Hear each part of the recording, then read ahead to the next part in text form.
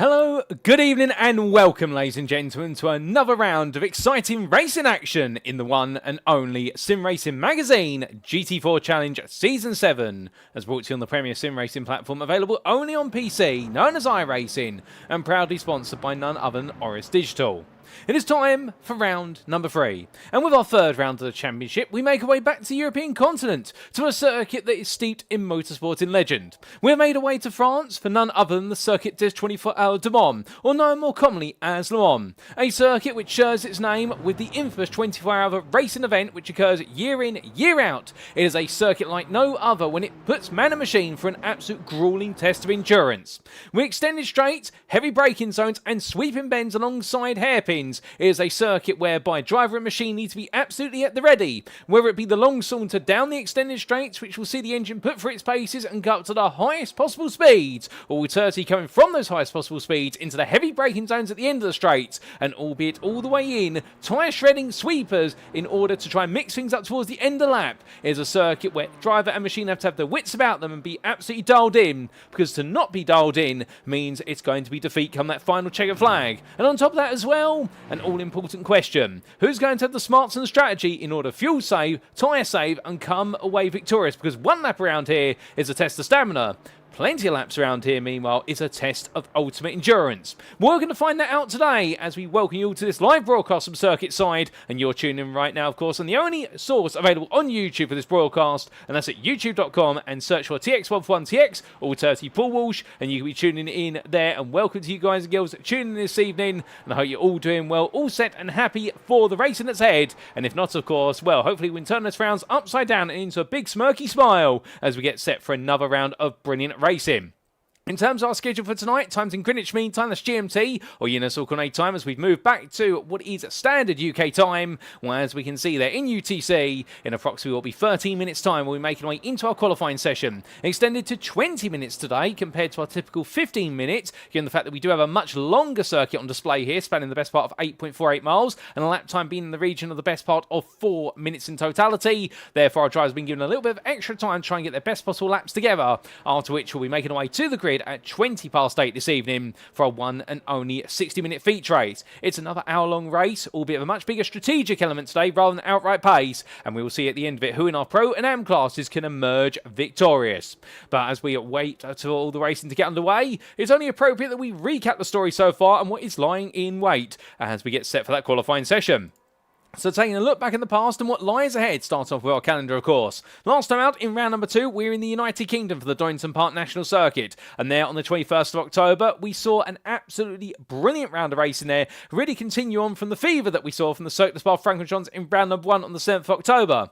Whereas it was Dries van Langendonk who absolutely led the way in Belgium ahead of Alex Gall. It was Alex Gall who, in the absence of van Langendonk, who was able to make his mark and put his staple on the championship by leading the way in the United Kingdom, albeit not without the intense pressure from both Stuart Reynolds and Matias Penttilä, who both tried to chase him down, and it was the RD Simsport driver who felt he had the pace, but in the end had to try and fight his way past Reynolds for second, and that's how it ended between the two of them in the end, as Gall was able to just gradually creep away and take that victory overall and in Pro.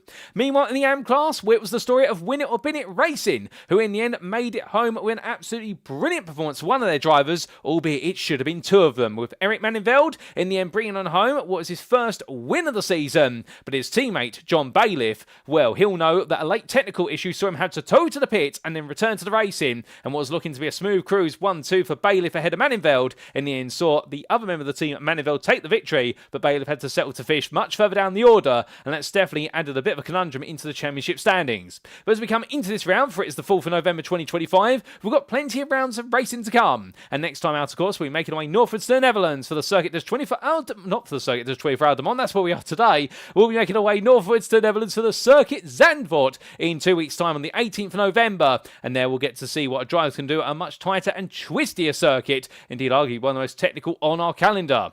But coming into this round then, we gave you a quick recap of how our drivers finished inside in terms of the winners and the top threes. But what exactly happened in the Drivers' Championship standings? Well, coming into this round, after 2 rounds, what we can see is that right now it's Alex Gall who leads the way in the overall Drivers' Championship on the left-hand side of your screen by 7 points over Matias Penttilä, and the Audi SimSport driver right now is itching for the opportunity to try and strike back hard against the chicane and apex misses driver. However, only a single point behind is Niels Kaur, who has been highly consistent so far this season. However, last time out at Donington Park, he was good enough for 4th place, but he wasn't fast enough to be able to chase down the podium, but he was far quicker than the rest of the field and found himself in a bit of an awkward no man's land.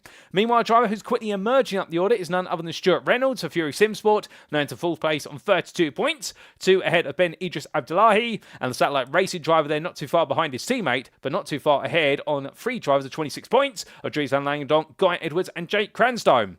There's a further 6 points to Kenzo Craigie, who wasn't on the grid last time out, and I do believe we may not be seeing Kenzo on the grid today, nor Langendonk, so that's going to definitely change things up as these standings continue, with Matt Slate there also on 20 points in 9th place for Agenta Sim Racing, just ahead of his teammate Taylor Adams, and then we can see it's Eric Manenveld, Daniel Kelleher, John Bailiff, and Dominic Brennan who complete your top 15. Outside the top 15, it's Mark Johnson, both on equal points with Rob Sharp, 9 apiece, 8 points to Heinz Mad just behind, and it's 7 to Duncan Wright, John Robertson, Ollie Carwadine. And then we do have Lee Berridge, Chris Jennings, and Kim Such completing the top 24. And outside that top 24, we do have Dennis Van Beelen ahead of Ryan Penny. And the drivers yet to score include Andy Marston, Ben Altrier, Colin Wynn, Daniel Parron-Smith, Edward May, Gary Tull, Giles Gardner, Martin Kenyon, Matthias Dem, Paul Goffin, Simon Bovey, Stephen Burns, and Callum Brandt. So that's the Drivers' Championship after 2 rounds. But on the right-hand side of your screen, what about the AM Drivers' Championship? Well, in the AM Drivers' Championship, the complexion is such whereby it's very close at the very top. And what we can see is it's only 3 points between Eric Manenveld and John Bailiff, with the Win It or Bin It racing drivers leading 1-2. Because, as we mentioned, Bailiff seems so set to be coming home with the victory at Donington Park that the unexpected technical issues with the car meant that Sonny, that absolutely nailed-on victory, was completely ripped off of its nails, and Sonny plummeted all the way down the order. And for Manenveld, it was a smooth cruise home. But many drivers would argue it shouldn't have been that way, because there was a big incident earlier in the race that saw many of the big names shuffle down the order with races that were arguably spoiled, and therefore they had to go into damage limitation mode. First and foremost, those, Mark Johnson, who sits in third for Track Mouse Racing. He'll feel as though that he could have been one to take the victory last time out. Rob Sharp, of course, picking up some absolutely brilliant points for Burris Racing. He's moved into third on 34 points, and then it's only 4 points to Heinz Mayer for Oris Racing Yellow, who delivered an absolutely brilliant drive last time out. Indeed, a season best so far, and he'll be hoping there's even more to come as time winds on. But he's only ahead by a point of Duncan Wright and John Roberts. And then Olu Carwadine sits in 8th place ahead of Kim Such, with Lee Berridge rounding off your AM top 10. Behind the boosted motorsport driver, Chris Jennings, another name that would have fancied his chances last time out at Donington Park for Axis SimSports. He sits in 11th on 19 points ahead of Martin Kenyon, his teammate, with Dennis Van Beelen in 13th place ahead of Andy Marston. The Sim Racing Magazine black driver there delivering a solid result ahead of Paul Goffin at Donington Park. And then we do see Ryan Penny, Giles Gardner, Gary Tull, all with points to their names, and yet score any points, Colin Wynn and Stephen Burns. And new on the grid in the AM Class Day, we do have from none other and Full Tilt Motorsport, who will be Mark Kent, who joins this grid, and we look forward to seeing what he can do, making his debut today. As for the Team Championship standings, well, as we can see then, Satellite Racing now lead by 15 points over Chicane and Apex Missers, and Satellite Racing are very gradually starting to creep away at the very top. They open up a lead due to highly consistent points finishes. Meanwhile, Chicane and Apex Missers are giving chase, but it's Alex Gull who scored the majority of the points for the team at Donington Park, and they'll need both of their drivers to score if they want to close down the leaders. But the top two are breaking away from the rest of the field, with Agenta Sim Racing in third place ahead of Sim Racing Magazine. Only 3 points between the two in the fight for third. It's the third point to Fury SimSport in 5th place, and they are the best part of 2 points ahead of RD SimSport. That is your top 6, and then we do have in 7th place, jointly on 26 points, Masters of Talk and SRM Yellow. And then from them, we do have round off the top 10, Win It or Bin It Racing, with a big score last time out, propelling them to 9th place. And we will then see in 10th place, Oris Racing Yellow, 10 points behind, and really making up the third portion of the field. Albeit, they do have a 2-point advantage over Boosted Motorsport, with F-Tech Racing sitting in none other than 12th place. And then we do have Oris Racing Red and Axis SimSport, both on 5 points apiece in 13th. And last but not least, yet score any points, Sim Racing Magazine Black. So that's how the team's standings stand after what is 2 rounds. But as for our prizes from last round, of course, well, we do have 4 medals being given out at the end of each round. And there'll be congratulations to, firstly, our overall race winner of Alex Gull, his absolutely brilliant drive, smooth all the way through in the McLaren 570S. And indeed, whilst there was some distant pressure on pace from Matias Penttilä and also Stuart Reynolds, it was Gull who really was a step ahead. In the AM class, we have to give a big congratulations and a medal there to Eric Manenveld, who brought on home the car. with a bit of lady luck on his side, he would argue, but still, you've got to be in the right place at the right time to get the win, just as much as be there and deliver the pace lap after lap. As for our safest driver of the award, with 0 instant points in the highest finisher position of our features, because I do believe we had 3 drivers who had 0 instant points last round, but Taylor Adams was the highest placed, and therefore he has taken that award. Congratulations to Taylor. And we also do have the award for move of the race. And well, remember in what was round number 1 at the Circuit de Spa-Francorchamps, it went to none other than Duncan Murray, and this time at Donington Park, it went to Matias Penttilä. But maybe asking, can we see that move of the race then for round number 2? We definitely can, and here we go, ladies and gentlemen. So this was the move right at the end of the race of Penttilä on Stuart Reynolds in front, coming charging down through the old hairpin and looking one way then the other gradually. But these two drivers were absolutely neck and neck over the entire race, both on worn tyres. They're heading up the hill in towards the Schwanz curve and around. Once they made the way through the right-hander here, it was a look at a cutback there from Matias Penttilä. He got the switchback just about, and as they made the way up the hill, squeezed slightly through Reynolds, but he wasn't going to back out there and tucked it right up the inside, going through Coppit, and that was how he got the move done for second place. Well done to him for a phenomenal move, and that's how Matias Penttilä for RD Simsport took the Move of the Race award for round number 2 of the Sim Racing Magazine GT4 Challenge Season 7. So with our awards, let's come on to what circuit awaits us today and could reward our drivers at the end of it. And it is none other than the Circuit des 24 Heures du Mans, or known in short as the Le Mans circuit. Located near the town with which it shares its name in the Sarthe region of the Pays de Loire state of France, well, this circuit is an absolute behemoth of a circuit, given the fact that 8.48 miles, or what is 33 corners in length. There are a few that are longer other than the Nürburgring Nordschleife perhaps. But as our drivers go racing around this circuit, and a huge thank you to iRacing.com for their brilliant simulator and the track mats that are provided with it. Well, what is the theme of this circuit? Variety is one of the themes, but also endurance is the other. We said it time and time again. With many a sweeping bend, also hairpins and extended straights, our drivers need to maintain their focus for the extremities of each and every lap, and over the distance over 60 minutes of racing, these laps will feel long, they'll feel grueling, and they will feel about car placement over the distance, not in terms of on just the circuit, but also where you place yourself in amongst the racing pack. Because while the difficult parts here is trying to break away from the chasing pack with so many extended straights and also fuel tanks that are quite limited, fuel saving is going to be important. Tyre saving is going to be absolutely invaluable for the latter half of the lap, where we do see the arrival of sweepers such as Indianapolis at turns 18 and 19, alternatively the Porsche curves into the Corvette curves at turns 23 through to 29, and of course we do have the opening S's sequence of the Dunlop chicane through to Tetra Rouge at turns 2 through to 8. So therefore for our drivers, it's all about, do you go for outright pace, or do you opt to stay with the pack and fuel save and use strategy to leap your way ahead? And that's what we'll see over the distance. Who is going to play it absolutely right and use their intellect to advantage?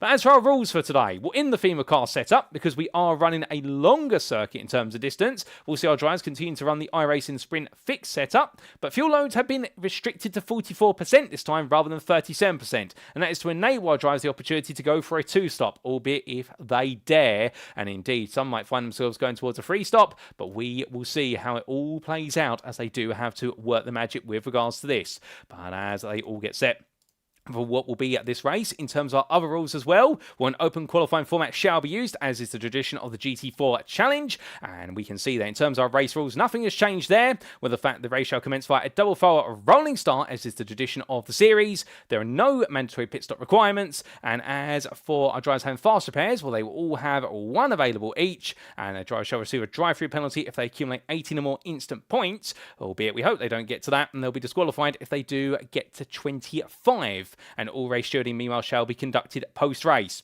Now, with that, ladies and gentlemen, we are going to briefly step away because there has been a slight technical hitch with regards to the lobby, and therefore that technical hitch is just being resolved, but we'll be back very shortly to head straight into qualifying. So stay with us. We're back in approximately 2 to 3 minutes' time, and qualifying at Le Mans is only around the corner.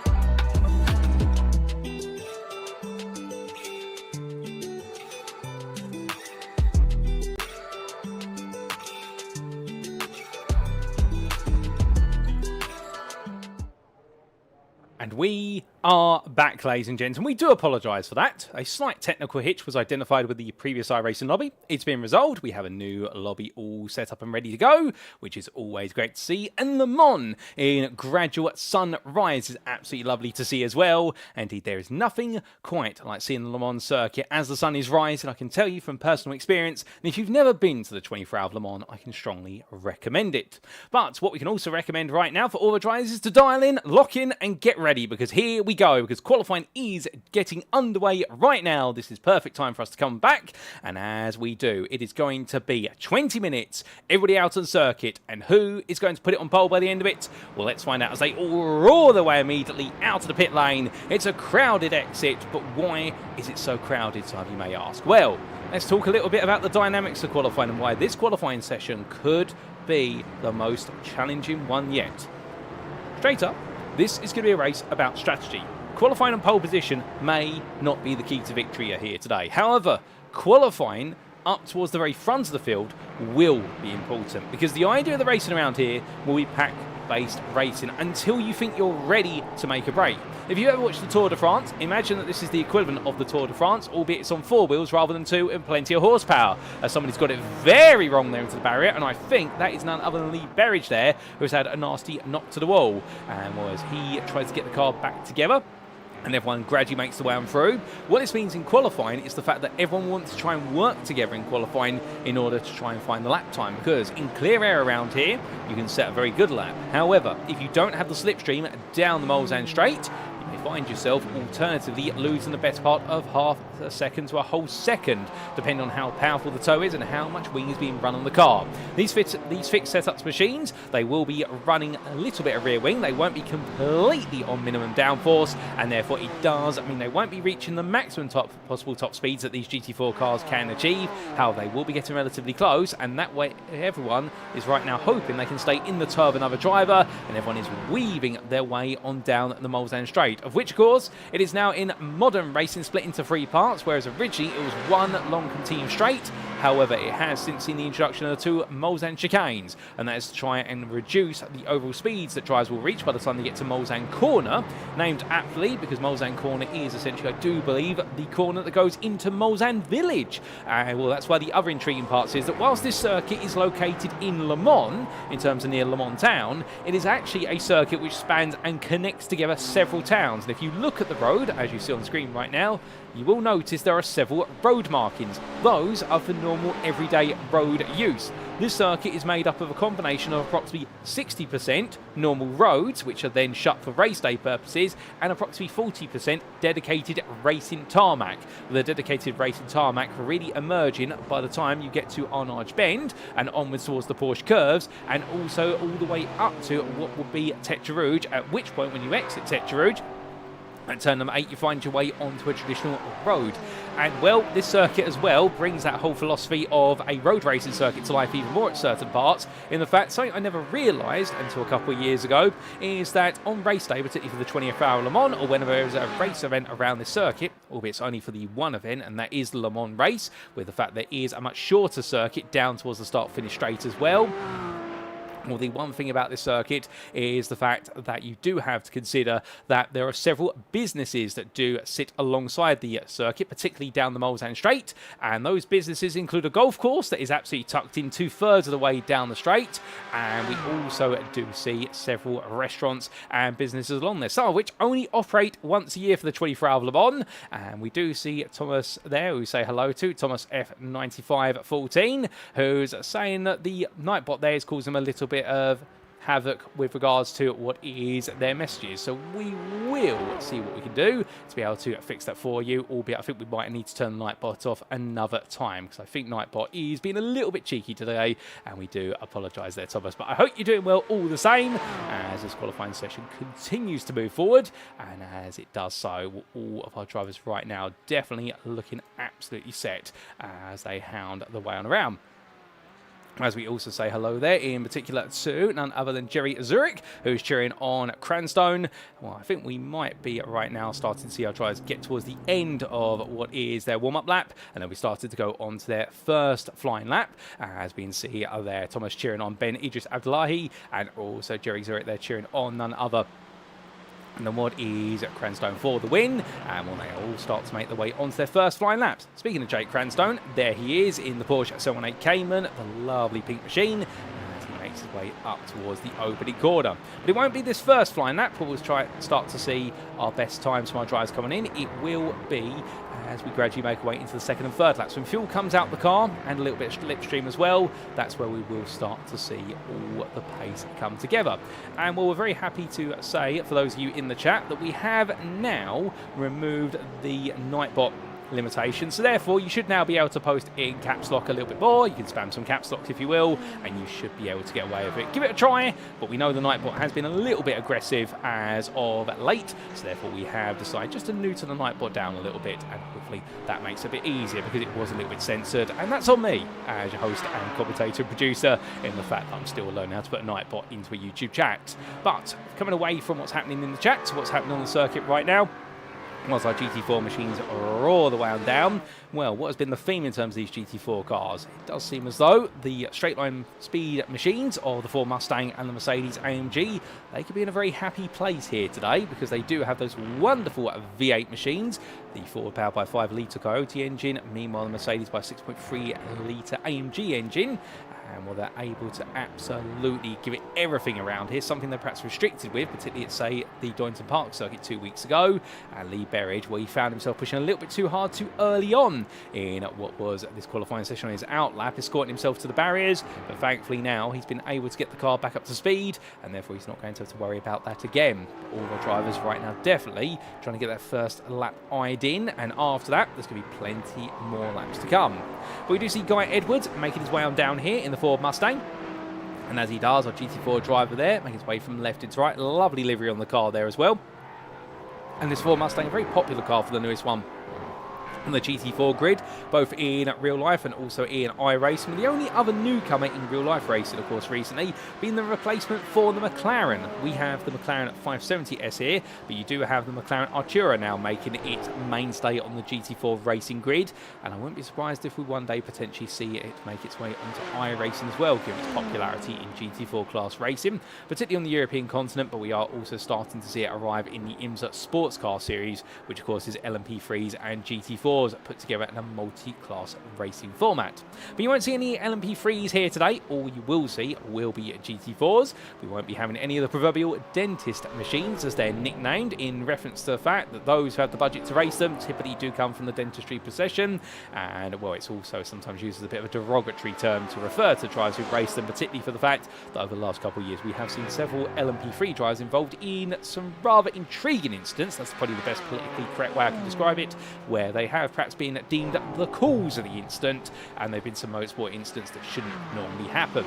But coming away for things that happen to drivers who aren't on this grid to those who are on this grid, we are about to see those first lap time starts coming in, and who's going to set the benchmark? One of whom you can see there off in the distance, he's getting closer, is Daniel Parron-Smith in the SRM machine as he makes his way in towards the Porsche curves. A very different sequence of corners here, in the fact you do have this sun change for its straight and hairpins or sharp 90-degree right angled low speed corners into what is a very fast flowing sequence of bends where you are looking at 4th to 5th gear depending on your car and how confident you are. Parron follows around the boosted motorsport machine right in front of him. Well, he heads towards the end of his first lap time. We do also welcome onto the grid, of course, as we mentioned earlier, Mark Kent, and he's making his debut in the Mercedes AMG GT4 for 40LB Motorsport. Good to see him out there right now, giving his all as well. Lovely livery on the car as he makes his way down and going at full tilt there, as the team name would suggest. But oh, goodness me, we catch this right in the nick of time, and that's Callum Brandt in contact there with one of our Ford Mustangs. Well, they've come together, making the way into the Ford chicanes. That's not the way to get it done. We have to get a replay of that when we can. That's Daniel Parron-Smith he was in contact with there, and both drivers will be fuming at that one as the first lap times do start to coming in. And well, the very first one is from Matias Penttilä, and that is a 4-minute 12.643. It's 2.5 tenths faster than John Bailiff's time, but what you'll note there, looking behind the winner of Bennett Racing driver in the distant tow, pulls off the road there, lets some drivers go, and I wouldn't be surprised if this is a tactical move to try and give himself some track and follow several pro drivers in front of him around the circuit. Now, if you're tuning in for the first time, we do have both a pro driver classification and an AM driver classification. The pros, they compete in the overall drivers' championship and the team's championship. They do not have their own class championships. The idea is the pros, they are going for the highest title, which is the overall honours. Meanwhile, the AMs, they are in the two aforementioned championships, i.e. the overall and also what is the team's championship, but they also compete in their own AM drivers' championship.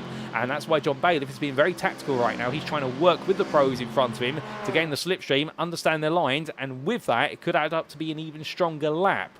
But conversely, of course, it does mean that for our pros, they really need to go for gold because they qualify further down the order. They've got to battle their way past the AMs as much as the pros, whereas meanwhile the AM drivers, they can be a little bit more intelligent with it. They can decide if they want to not to fight a pro driver and just focus on dealing with their fellow AM counterparts. But another thing in qualifying, slowdown penalties, of which you see Bailiff have to serve one there. Track limits at Le Mans are extremely aggressive. If you mount those curbs too much down the Mulsanne chicanes, or alternatively later on in the lap through the Porsche curves, or even at an arch, what you'll very quickly find is that you will be hit on the wrist with a slowdown penalty. And if you don't serve it within a certain amount of time defined by the iRacing automated stewarding system, it will be upgraded to a black flag, and that will lead to a drive-through penalty as a minimum, if not a stop and hold. And for Bailiff, with that corner cut as judged by the system, it does mean his lap has been invalidated, and also with the slowdown, he's now got to tuck in further down the order. But going back to our main point about pros and AMs, if you're wondering who the pros are on the timing tower, they are denoted by what will be the red marker against their name. For example, Stuart Reynolds, who you can see here for Fury Simsport, with his teammate following behind. And with regards to the AMs, like John Bailiff, or none other than his teammate Eric Manninfeld, winner of the AM race in the Donington Park round number 2, well, he is an AM driver there with a blue against his name, and that's how you discern the two different classes. But as they make their way out on circuit, you can imagine they're all going to be eagerly fighting each other, and therefore it's all going to be about the intelligence test of making sure to know where exactly your race is and knowing who you want to fight with. As Manninfeld, we do briefly lose, but he rematerialises from the ether, and we take a look back in time at what happened between Callum Brandt and Daniel Parron-Smith, ladies and gentlemen, and this was only towards the end of their first flying lap. So making their way into the forward chicanes, and well, Brandt all over the back there, Parron-Smith, who seems to be going a lot slower compared to the McLaren driver, and in the end getting way too close for comfort, and that is how they came together. Now, we only have the one camera angle there. We're not suggesting that particularly Callum Brandt was looking to make the contact, nor Parron-Smith intended the contact either, but definitely a misunderstanding between the two drivers, and I wouldn't be surprised if they potentially have some words before they go to the grid in this race, albeit it's normally a very respectable community here at the Sim Racing magazine, and long may that continue. But understandably, I think a few drivers there had a bit of a coming together and may not be too pleased with how that's worked out. But Eric Manninfeld, meanwhile, he's still out there trying to give it his all, currently sat in 12th place as we look to Oliver Carwadine. Carwadine here currently in 11th. We are seeing those lap times get a bit closer now to the optimum time, and very soon we're going to see some more lap times coming in, because we're about to get our second lap times on the board, and the first driver who's going to do so is none other than Matias Penttilä. Or is he? No, he's not, because he backs off there, and well, I think he's validated the lap coming out of what is the Porsche curves, and he decides to let two of his rivals go. And as he does so, well, it will be none other than Taylor Adams and Matt Slate who are gone through, and we're going to jump on board with Taylor Adams, champion from last season, of course, to see how the Regenta Simsport driver gets on here on a final flying lap. And as he takes us around, we'll give you the on-board and talk a little bit about it.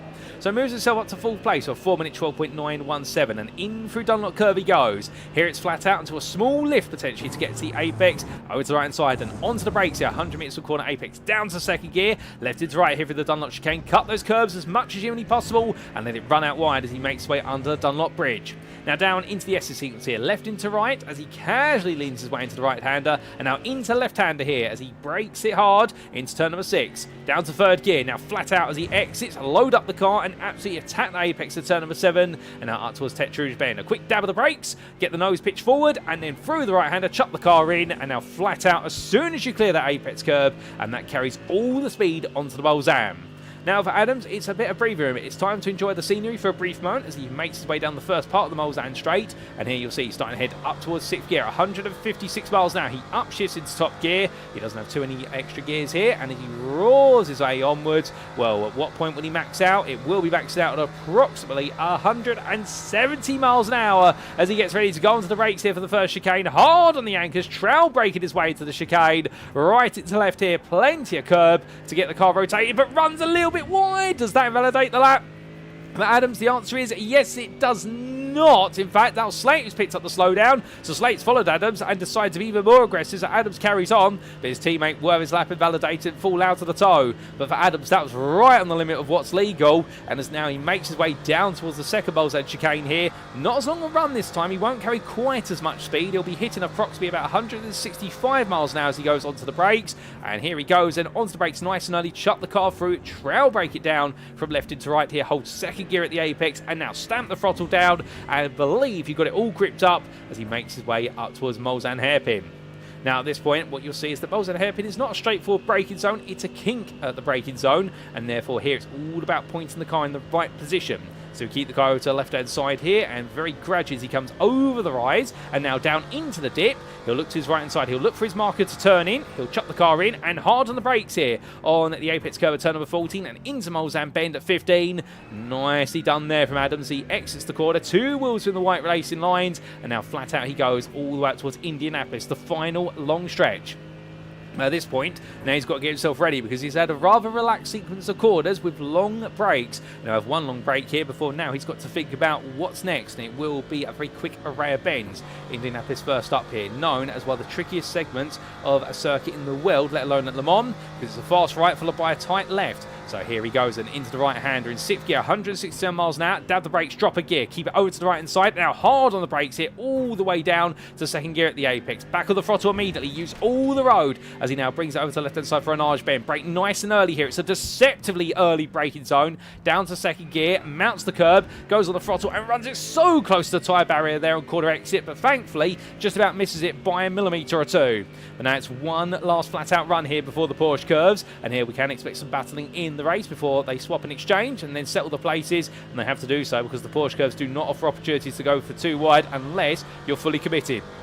And here he goes there in 6th gear, throwing the car into the right-hander, down to 4th gear, drop 2 gears, now flat out as he makes way from right into left, double left coming up, as he now lets the car roll out towards the wall and now lift off the throttle, turning gradually and get ready to go on the brakes here for the right-hander. Will he drop to 3rd? Yes, he will, but a little bit understeer there, creeps in and slightly scuppers his line. Now into the left-hander here with the conclusion of the Porsche curves and the Corvette curves, and now making his way onwards towards the Ford chicanes. Flat out he goes. He'll look for his pit entry marker on the right-hand side, and that will be his brake marker essentially, because you'll see there's the pit lane, and suddenly onto the brakes there just before the end of the pit lane entry, and now through left into right, through 3rd gear, and now down to 2nd gear for the final 2 quarters to complete lap. It's been a very smooth lap from Taylor Adams, but what's it going to be in totality is the question, and the answer is going to be here as he heads towards the timeline. It's going to be good enough for 5th. It's an absolutely lovely lap from Adams, a 4-minute 12.907, but no slipstream to speak of, and has that held him back from settling himself on the 3rd row of the grid.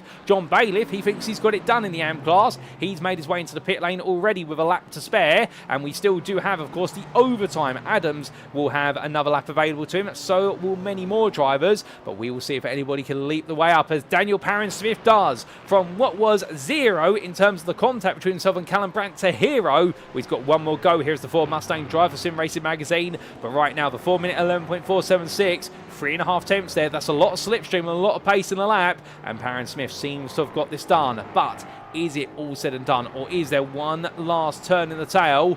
We'll have to see then as he makes his way on through. Stuart Reynolds as well, he fancies another opportunity, but the problem is right now he's got clear track in front of him. He needs the toe.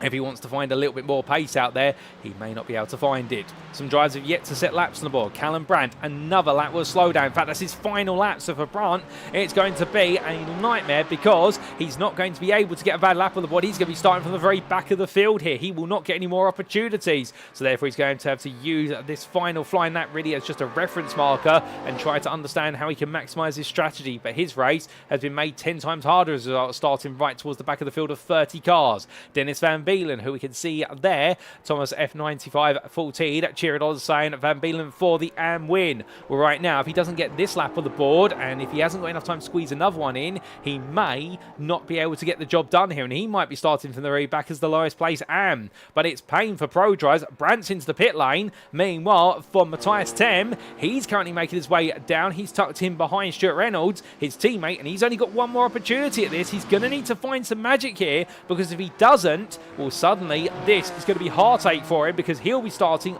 well outside the running order. And indeed, when you do have the majority of the pros And qualifying ahead of all the AMs, the only exception there being Bailiff being able to out-qualify at the moment provisionally, Sled, Idris, Abdullahi and also Cranstone. Well, that is a story for you, and that is the story whereby essentially we have a pro class that's very closely matched, and there is Tem backing off. He's invalidated the lap. He will be starting to the very back of the field. So for Matias Tem, it's heartbreak. For Callum Brandt, it's heartbreak. But for Dennis Van Beelen, he heads towards the timeline here with 20 seconds left on the clock. He will have one more chance at this if he's able to just squeeze it in. But will he get a lap on the board this time, or is he going to leave it all down to one last dance of the dice in the number 69 car? Well, if he does and he gets it together, it will be nice. But if not, it's going to be a nightmare. He puts himself 14th. That's a great lap for his banker. A 4-minute 14.716. That is only the best part there of what is 2 seconds off the pole time from John Bailiff in AM class. But remember, Bailiff did play it very tactically. He found the toe as well as the pace. And Berridge and Jennings are not too far ahead. Half a second can be found here in the slipstream very quickly.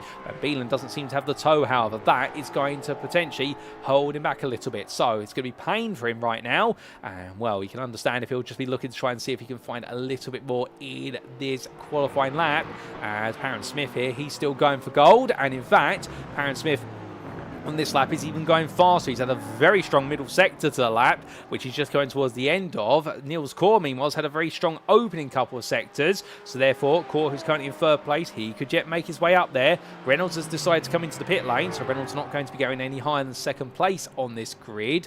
So there's a lot of question marks here with regards to drivers and outstanding lap times. But who is going to leave their last impression here in this session? We will see very soon. As meanwhile, Taylor Adams here, well, he's invalidated his lap coming out of the Corvette curve, so he won't be going any higher than 7th. So he's going to park up here and tow to the pit lane. So for Adams, well, that's not the way he's wanted it to go. Championship leader overall, Alex Gall, well, he's making his way almost tucked into the tow there of one of the Oris Racing machines. He makes way along, and he'll be picking up the tow there behind the Oris Racing red car. But as he does so, well, that's going to give him a lot of speed. But where's he going to put it from at this point onwards? Because now he's coming up to the more technical section of the lap, where being in the dirty of another car and being very close to it is not going to help you whatsoever.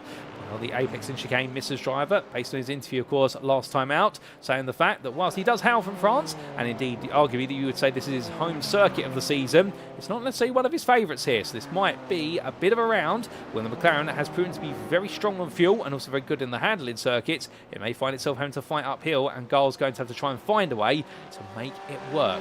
Parent Smith, he's locked in at that pole position, it would seem, on a 4-minute 11.087. He has just set the new fastest lap of the race by 7.5 tenths over Reynolds, as Gall makes his way into the pit lane, so he can't improve any further. Niels Kaur, meanwhile, makes way, and he was being followed there by Gall, and as he comes through the last couple of quarters here, what can Niels do? It's number 15 heading towards the line, a bit of gravel with him, and he crosses that timeline. He goes second. Niels Kaur moves to second place with a 4-minute 11.268. Lovely lap there from Kaur, and keep in mind, of course, it was not heavily aided by tow. That is a huge improvement there right at the end. And Guy Edwards is still out there on a qualifying lap as well. He's currently in 4th place. It's good to see him up there, giving it his all in the Ford Mustang. And right now, could we have 2 Fords on the front row? We'll have to wait and see whether it's going to be an all-Ford lockout or whether it's going to be a Ford of the BMW. As we've also got Dennis Van Beelen out there on a lap. Mark Kent's coming towards the end of a lap. Here comes the debutant. What can he do on his first ever round of his Sim Racing magazine career? He goes 17th, or what in the AM class is 7th place. So good effort there for the full Tiltby Motorsport driver. A 4-minute 15.434 and only 300ths behind Heinz Mayer. So I think they're going to get very firm with each other over the race distance. Paul Goffin makes his way onwards here in the Porsche 718 Cayman GT4, and well, he's currently down in 26th place, or 16th for our AM drivers. Weaves his way between the first of the 4 chicanes, does it again now, going up into 2 wheels there, my good lord, easy there, Paul. And as he makes his way towards that line, what's it going to be? Well, he was 7 seconds down on overall pole. He halves his delta somewhat there to now 5.8 seconds, and it's 4.minute 16.830 from Paul Goffin. A lovely lap, but does not move him any further up the order, but finding his pace right towards the end of qualifying, that's going to give him some confidence in the race. Guy Edwards, will he come into the pit lane? Yes, he does. It was an out lap, to be fair, for Guy Edwards, so therefore just using it as a reconnaissance lap. So we've got one driver yet to finish his qualifying session. He literally crossed the line with 10 seconds left to go. It's Dennis Van Beelen. He is on an improving lap, it should be pointed out. His first and middle sectors are looking very good, but a little bit oversteer there. As he drops the car off the apex of the Ford chicanes, heads towards the line. Can Van Beelen move his way up from 14th? He touched the line. What's it going to be? No, he can't. He stays 14th there. So for Dennis Van Beelen, 14th is the highest he'll do. It is 4th place at Am. And with that, ladies and gentlemen, that is qualifying complete. It is Daniel Parent-Smith who takes his maiden pole position of the season by 2/10 of a Nils Core overall in Pro. But meanwhile, in the Am standings, it's John Bailiff who's outclassed a lot, taking 8th place overall and pole position in class by the best part of 1.3 seconds over Chris Jennings, who then leads the rest of the Am field. But watch out for Callum Brandt and also Matias Penttilä. They'll both be starting from the very back of the field, given the fact they had a dismal qualifying session and neither driver getting a valid lap on the board. And other surprises out there as well. Well, firstly, Charles Gardner being all the way down in 27th place. He's normally qualified in the mid-pack of the AMs. He's had a difficult qualifying session. Also in Pro there, we do see Ben Idris Abdullahi starting in 10th. Not as strong as he has been in the last couple of rounds. And also, we do see that Jake Cranstow a bit further back with damage to the car in his final qualifying lap. And that is definitely shaking up that qualifying order. But of course, it could all shake up again because qualifying is just one lap. Does it necessarily dictate the flow of the entire 60-minute race? Well, not necessarily at Le Mans. It is definitely a race of endurance. But as we endure the wait to make our way onto the grid, who's going to become our winner? We'll only find out after 60 minutes, and we'll be back very soon to go racing.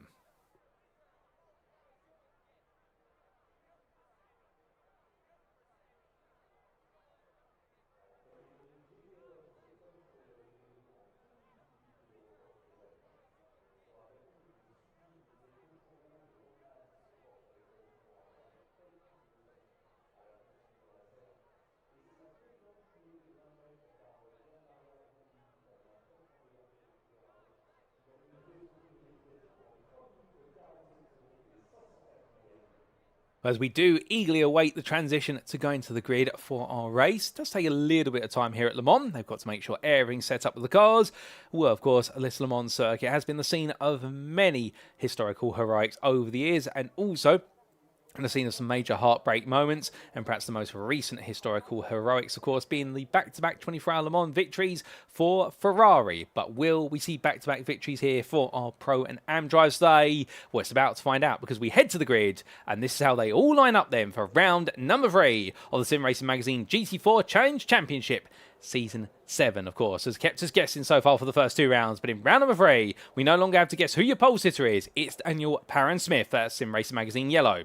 He takes his maiden pole position of the season ahead of Nils Core for Satellite Racing, who lines up in second, 2/10 behind. Then Stuart Reynolds begins the day in 3rd place for Fury Simsport with an absolutely brilliant effort from him, ahead of Guy Edwards, who takes his highest qualifying performance position of the season in 4th place, a further 2/10 behind. And then it's a further 3/10 before you get to the championship leader of Alex Gall for Chicane and Apex Missers, who will be looking to try and make some magic happen on strategy. He's normally very good at it, to be fair. You just have to look at Spa-Francorchamps when he almost stole the win away from Dries van Langendonk. He couldn't quite do so, but could he steal away the win today? If he does not, Matias Penttilä will be looking to try and take a place off him, the Flying Finn for RD Simsport, and of course our move of the round winner from round number 2 at Donington Park. Taylor Adams, he'll be thinking of his own move of the round today and be chasing that award for Agenta Sim Racing, plus plenty of points as he starts in 7th place. And then you come to your Am pole sitter of John Bailiff there for Win It or Bin It Racing, who'll be hoping to finally take that win that was deprived of him at the Donington Park circuit through technical issues, but he'll be hoping there's no such thing today, and it won't be Bin It, it'll be Win It for the racing team.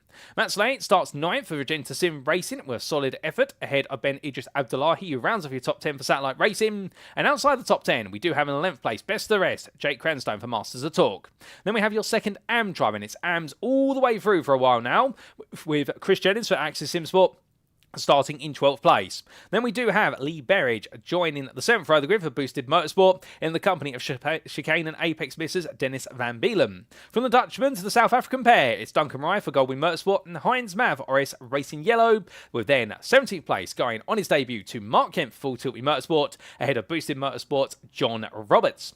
Then we do have Eric Maniveld starting 19th the Privateer ahead of none other than Rob Sharp with the Boris Racing driver, then being followed up by none other than what is Gary Toole there starting 21st for GST Racing, and then we will have Kim Such begin the day 22nd for Oris Racing Red ahead of Oris Racing Yellow's Oliver Cowadine, and then we do have Ryan Penny for Oris Racing Red starting 24th ahead of Mark Johnson for Track Mouse Racing. It'll then be Paul Goffin for Sim Racing Magazine Black, who starts 26th ahead of Charles Gardner, the Privateer, and Andy Marsden, the Sim Racing Magazine Black driver, who rounds off your top 28, all with valid lap times. And on your final row of the grid, it it is going to be Callum Brandt for RD Simsport and Matias Penttilä for Fury Simsport, with neither driver setting a valid lap. They've had it all to do from the back of the field, but who will make the way through? Can they make the way through past all the AMs? Well, we will soon see, ladies and gentlemen, as that field makes its way around right now. We are not too far away from going green flag racing, and when we do, well, understandably, it is going to be a race to be enjoyed all the way from start to finish, as our grid almost makes its way towards the timeline. And indeed, right now, forming up into single file formation here, as they will be getting racing behind the safety car, which will peel away as it gets towards the pit lane entry, and it'll be to Daniel Parent-Smith to take us to the green for 60 minutes of magical racing at Le Mans. But in Neil's court, Stuart Reynolds and Guy Edwards, just one of many drivers behind him, is going to be a race where he's going to have to play it smart, he's going to have to work the craft with them, and sometimes it'll be the game of the enemy of my enemy is my friend, but who will stand atop of their enemies come the end of it? That's what we're going to see as Parent-Smith now takes us to the green.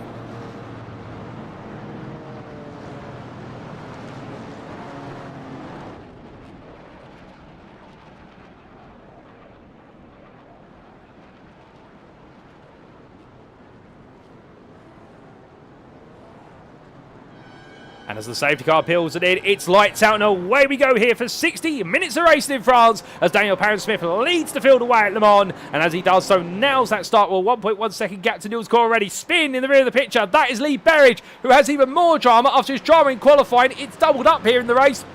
And Berridge will rejoin, but he'll take his time to rejoin in the gravel trap. And Sonny, what was looking to be a decent qualified position, is no longer, as he's got to come through from the back of the field. Heinz Matt already battling here with Eric Manninveld, and will Manninveld right now making up places very quickly, as we are Mayer not making up any ground, but not losing any either, as Mark Kent gets very aggressive there versus Dennis Van Beelen. Can he get the move done? The answer is no, but he's definitely making his intentions clear. He wants full place in AM class urgently, as Manninveld meanwhile tucking up the inside there of Heinz Matt into the SS sequence. These AM drivers getting very feisty early on, and right now treating this as a sprint on the open lap rather than an endurance race. But to be fair to them, I think they all want to get themselves in the right place in the running order by the time they get onto the Mulsanne. Speaking of which, the Mulsanne is only around the corner out of Tete Rouge, and here they go onto that straight for the first time, as meanwhile our pros already starting to make their way onto it. Matt Slate side by side here with Idris Abdullahi, and we can see their Cranstone looking to potentially make it 3 wide, or at least place his bet in the right driver. But down they come then towards what will be the first of the Mulsanne chicanes, and at this point, well, if you're Matt Slate, you've got to be thinking, okay, I haven't got the tow, I might as well back off and tuck back in and save some fuel in the process, and that's what Cranstone's doing, pulling out there to sight up his braking line and make sure he doesn't pick up an overspeed. Mark Kent, meanwhile, well, he's looking to the inside here, and right now, well, I'll tell you one thing, maybe not on the grid, but he's not daunted by the prospect of being the newcomer, because he's looking very eager to make moves, as meanwhile, it's Duncan Marai, who's gone straight on there at the Mulsanne chicane. He's rejoined, and we served his slow down immediately there, but that will tuck it in behind Manninveld, and also with Kent there as they pick up the speed. And right now for the South African driver, an easy mistake to make on cold tyres and cold brakes, and he'll learn from it very quickly, as Heinz Mayer is only 1.1 seconds behind, and Rob Sharp is with him there. And when I caught up with Rob in the build-up to today, he was saying his goal for this round is just to survive and make it to the checkered flag and keep it on the track each and every lap. It's a straightforward goal. It's not an easy one here, and that's why he's definitely saying that. I wouldn't be surprised if many an AM driver today, that is their number one priority, is to survive. As Sharp there goes from outside to inside versus Mayer. They're good friends off the circuit, and on the circuit, they're good rivals, and Gary Toole makes his way through, a little bit elbows out there between Mayer and Toole, albeit I think their manager's carrying a lot of speed up and not recognising until the last moment that Toole was there on his outside, but they settle the differences. And for Toole right now, he's going to try and extend himself and get ahead of Mayer, but you can see they're Sharp gifting the tow to Mayer, and I think that is just because of the racing line. It's not a tactical decision at this point, as they've made their way into that braking zone for Mulsanne Bend. The Porsche's going to be the stronger on the brakes, but very tight entry line there, and right now Heinz Mayer still side by side with Toole here. They're continuing to fight, as that is a lot of wheel spin there. Oversteer on power exit for John Roberts, just about collects the car before it goes sideways. So Roberts does a great job there in making sure he doesn't lose it. And indeed, right now the Ford Mustangs, the boosted motorsport, are definitely struggling, with Roberts just about keeping it together. But Lee Berridge, meanwhile, well, he's all the way at the back of the field, but he is closing, as Andy Marsden, meanwhile, has fallen back a little bit further. And I think Marsden's had a bit of difficulty on this open lap, but he's still keeping his head down and getting on with the job. Looking back up towards the pros in the overall top 10. Well, Ben Idris Abdullahi there, finding himself exchanging positions with the one driver who's not a pro in this group, and that is John Bailiff, your AM leader, who hadn't qualified ahead of the AMs, right now is starting to pull away with the pros around him. And well, for John Bailiff at this point, what you've got to be thinking is, okay, I can have a little bit of fun with these pros, but my priority is work with them, because they will create the gap and they will create the opportunity for me to gradually seal the win in the AM class today. Albeit I think John is also fancying his chances of what will be the overall championship points, and therefore he will be very eager to make some place later on and deprive his pro rivals of some key points. Meanwhile, Menenveld and Duncan Rye, they also look towards Mark Kent, who is trying to pull away, as Dennis Van Beelen has definitely broken away from this group right now. And Menenveld and Rye both fighting with Kent for 4th place in AM at this point, albeit it's just one lap of many on the board here, and therefore this lap right now dictates the initial chapters of the story, and it doesn't necessarily dictate the final finishing positions, as we do see Menenveld there run out very wide, picks up a slowdown for his misdemeanor. He will have to serve that, and he will lift off the throttle very gradually as he makes his way down towards the forward chicanes, and Duncan Rye will take the place off him there. But after one lap of racing, it is Daniel Parron-Smith who leads ahead of Niels Kaur, followed by Guy Edwards. That's your top 3. Alex Gall moves up to 4th place, with Stuart Reynolds picking up a slowdown and still serving it after the forward chicanes. He falls to 5th ahead of Matias Penttilä, who sits in 6th. For the RD Supersport driver, it's then Taylor Adams in 7th, ahead of Ben Idris Abdullahi, and then it's your AM leader, John Bailiff, in 9th place, ahead of Jake Cranstone, who rounds off your top 10, and Matt Slade completes your top 11, best of the rest.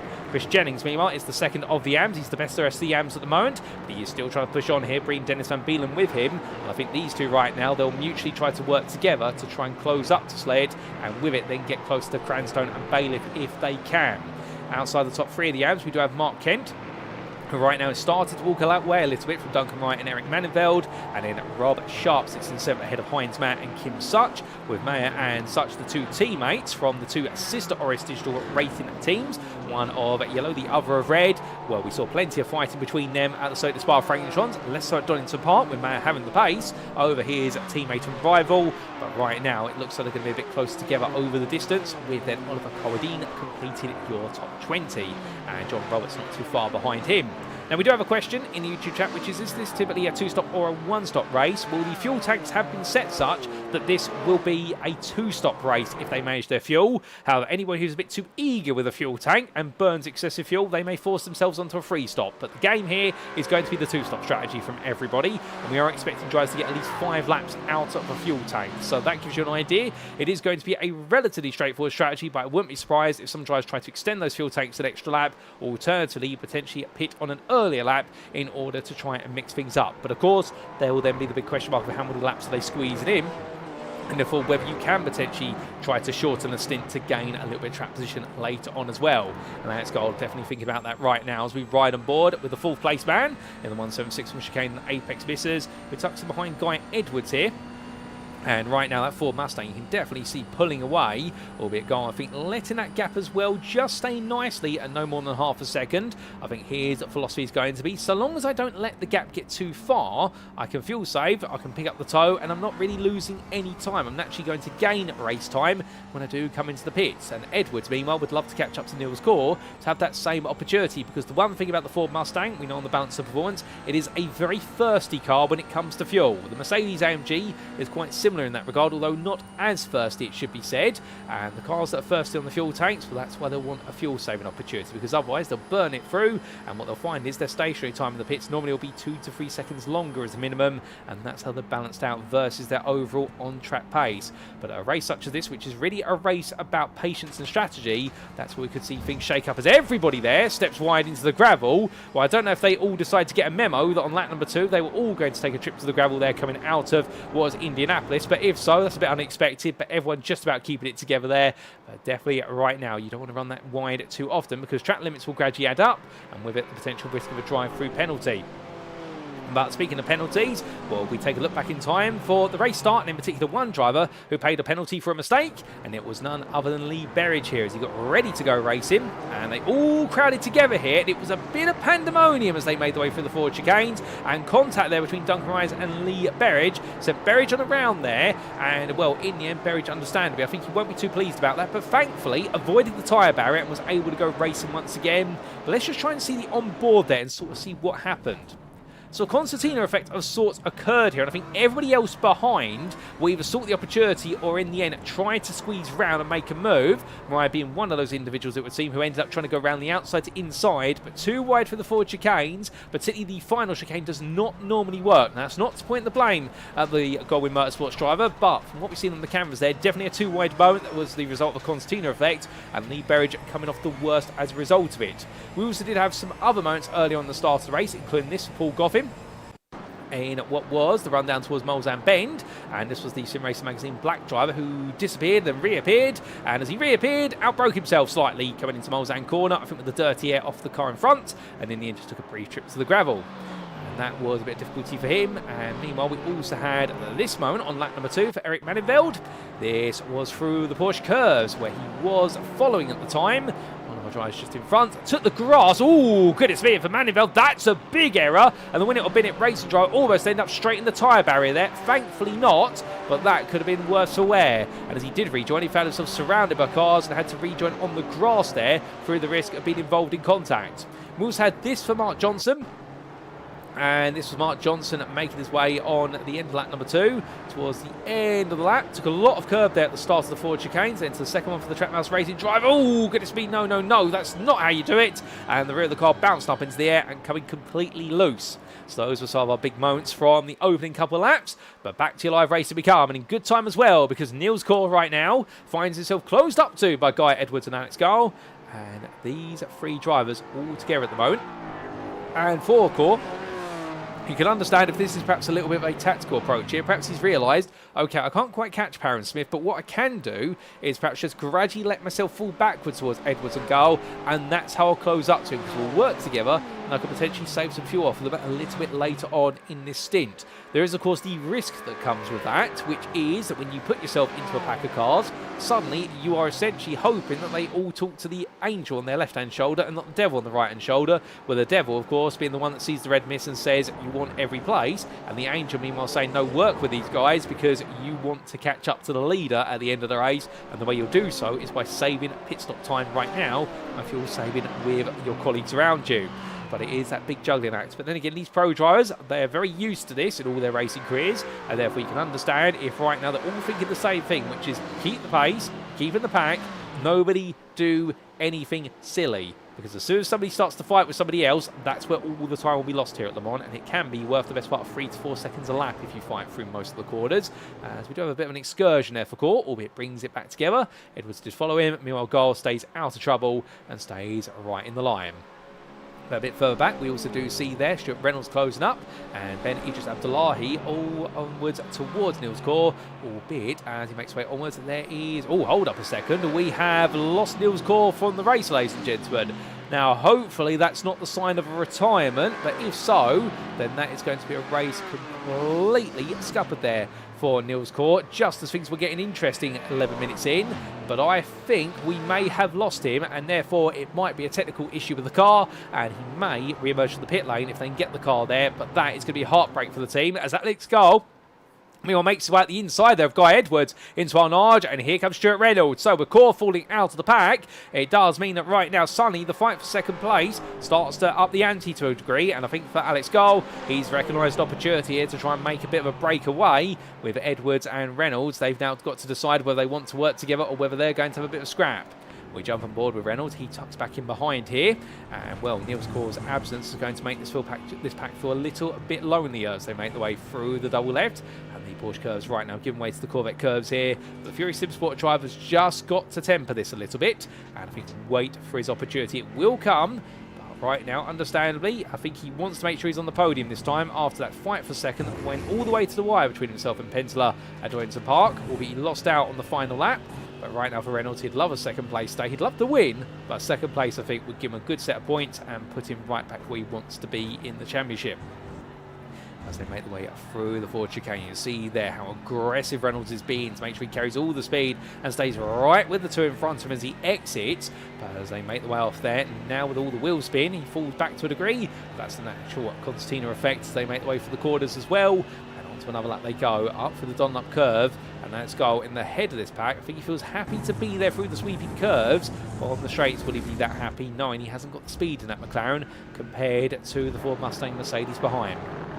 Well, we will see, as meanwhile coming back to your AM leader, John Bailiff. Well, he has since let Cranstone and Slate go. He's now fallen to the back of that top 10 group, and with it, Dennis Van Beelen is getting closer and closer. There he is, currently in 11th place, and he is now only 1.7 seconds off the back of Bailiff. If he can get within a second of Bailiff, he will pick up enough of a slipstream to counteract the slipstream that Bailiff is getting off the sled. But right now, we're just shy of 2 seconds between the two of them. He is getting a very distant tow, but it is not a big enough tow to offset and enable him to close up. Meanwhile, speaking of the driver who's closing up places here, well, it's Fury Simsport's Matias Penttilä, who started from the very back of the field, much like Callum Brandt did, who you see in the rear of the picture. Right now, these two are definitely trying to cut their way through in the pro car machines as they look to try and get closer to the top 10. They want to try and pick up all those points. But Thames next got Such ahead of him, and Carwadine behind has got Callum Brandt bearing down on him.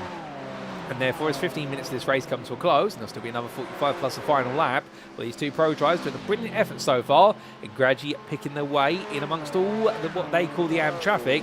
They need to work with their fellow competitors here. They can't afford just to assume that they are going to step aside, because the AM drivers here will not want to lose any of their AM peers in front of them, and that's why Oliver Carwadine right now will probably be looking at his rearview mirror and saying under his helmet, Callum, if you want it, take it, but do it smartly, because I don't want to lose the cars in front of me, particularly Kim Such and Rob Sharp. But as Brandt moves onwards here, we jump on board with the RD Simsport McLaren driver, and we're in that slipstream little by little, building up towards 6th gear here. And in terms of that speed, well, right now in that tow, 163 miles an hour, and he's still got a little bit of time before the braking zone. Peels out here to give himself some sighting of his brake marker and also bleed a little bit of the excess speed, and Brandt can't find a way through it at the moment. And indeed, he's going to have to continue to wait just that little bit longer as he endeavours to find a way to make his way up another place. But as he does so, we have a black flag, and that is a black flag for Ryan Penny. Oh my goodness, what on earth's happened there to the BMW M4 driver from OS Digital, what is the OS Digital Red team? That car is in absolute state of disrepair over the front bumper. He did have a black flag, and suddenly that's been upgraded to a meatball flag, and it's a collapsed front left suspension there. He's had a nasty knock to the wall, surely, as Niels Core, meanwhile, we have had confirmation has had to be towed to the pitch due to a breakdown of the car. Something's technically broken on the car for Niels Core when he was looking to be in control. But right now, this is not good news for Ryan Penny, and well, I'm sure we'll find out very shortly what's happened to it. We will get a replay as none other than Giles Gardner looking for an opportunity, and there he is as he makes his way on through. Well, as he does so, well, meanwhile we come to the replay then to what's happened to none other than Ryan Penny, and the answer is, ladies and gentlemen, here is the incident. So this was Penny making his way down the second part of the Mulsanne straight, and contact there with Duncan Rye. By the looks of things, so Ryan Penny being turned sideways and, well, very quickly found his way into the barrier. So Duncan Rye being involved in an incident with another driver, and for Ryan Penny, he's come off very poorly indeed here today. It's not been a happy day for a few drivers, and Penny adds his name to that list of individuals, as there we do see none other than Lee Berridge picking his way on past, and shortly the other boosted motorsport car as well. But back to your live race we come. So it's all gone wrong for him, and well, as we do see here, none other than Giles Gardner. I do apologise for referring to him as Giles. It's Giles, I do believe. Well, as he makes his way onwards here, well, right now the 718 driver in the door number car that aptly matches the car he's driving, it being a Porsche Cayman 718. Right now, his next target from 13th place in the AM class will be Lee Berridge, who is 3.6 seconds up the road, and here you can see Berridge with John Roberts just in front of him. The two teammates right now continue to move forward, and Berridge trying to recover his way into this race. Now he's got the pace to be on the podium in the AM class here today, but now he's got to try and find the strategy to leap his way back up there, given what happened before he even got into the opening lap. But we do see questions being asked there from a number of you in the YouTube chat, none more so than from Thomas F, asking what exactly happened to Niels Core. Well, from what we understand, there was a technical issue where he's essentially been required to retire from the race, and that being a technical issue with simulator, but we'll put it down to the car. So for Niels Core, therefore, it has been a sudden tow to the pits, completely unexplained. We will try and get you an update on that when we can as to what exactly has gone wrong for him, but it has been a race that's come to a stop. Hopefully we'll see him back out there, but if so, he will be at least one, if not two laps down at this point, and it would be out on there just to make sure he tries to secure some points if he can. But Daniel Parent-Smith, meanwhile, well, right now he's securing the lead this race, and he is bolting away here, is Parent-Smith. And, well, Daniel Kelleher saying it absolutely perfectly there in the YouTube chat. We say hello to you, Daniel. I hope you're doing well. That Parent-Smith is absolutely flying right now. As, well, Guy Edwards, Stuart Reynolds, and Alex Gall, they are 2 seconds a lap slower. Now, of course, this 2 seconds a lap slower is this where they are all trying to fuel save, and they're all stepping on each other's toes here to do so. And it's Parent-Smith, meanwhile, at risk potentially because he is driving so long in this race on his own, and indeed right now trying to absolutely hammer out these laps. Yes, he'll build a gap, but is that an attempt at building a gap that means that he can go full throttle over the whole distance? My gut feeling is, yes, it is for Parent-Smith. I think he wants to try and give himself about a 10-second lead, and if he does so, no matter how much fuel he uses on a stint, his rivals will not be able to fuel save to match him. That's his hope. He wants to break away enough that therefore it's going to be a race where he's all by his lonesome on the strategy throughout, as we want everybody else staying together here. And we can see Gall, you can see Penttilä, they're all nicely tucked in, and Ben Idris Ibdalahi in the wonderful, very camouflage livery machine there for Satellite Racing. Well, he's currently sat in 6th place with Taylor Adams staying with him, and these two still working together. But the swaps back and forth between these drivers will continue. And it's only when we start to see the first pit stops, of which we may see the first pit stops at the end of this lap, and we are expecting the fuel tank to at least guarantee 5 laps, that is where we're going to find out exactly who's got it right on the strategy and where this field will shuffle. A bit further back in the AM class, well, we see Heinz Mayer right now. He's definitely Mr. Popular today, as we ride on board and look back from the rear of Heinz's BMW M4 G82, who's the Oris Racing yellow machine. It currently has Mark Kent, also Matias Penttilä, Rob Sharp and Kim Sutchell queuing up behind it, albeit Kent, looking up the inside, says, don't mind if I do. Mayer's going to go a little bit deep here to respect the fact that he does have the Mercedes trying to poke its nose on the inside. And Mark Kent right now definitely being a force to be reckoned with. I don't think Mark's looking to make friends here today, albeit a very friendly chap. I've had the pleasure of meeting him in person on one occasion quite recently earlier this year, and I can tell you he is definitely a friendly chap. But right now he's getting his elbows out because Matias Penttilä's going up the inside and saying to him, okay, if that's what you're going to do, I'm taking the place off of you. But as they get ready to go into Indianapolis, right now Pro Driver on the inside, on the left of your picture, Kent the Am on the outside, and Heinz Mayer in the middle of it. Is it going to be a Moses manoeuvre here? No, it's not. And as they make the way to the braking zone, Kent there slightly sideways coming for Indianapolis, gets onto the brakes, but Matias Penttilä goes round the outside. It's a bold move from the 3-1-2, but he makes it work.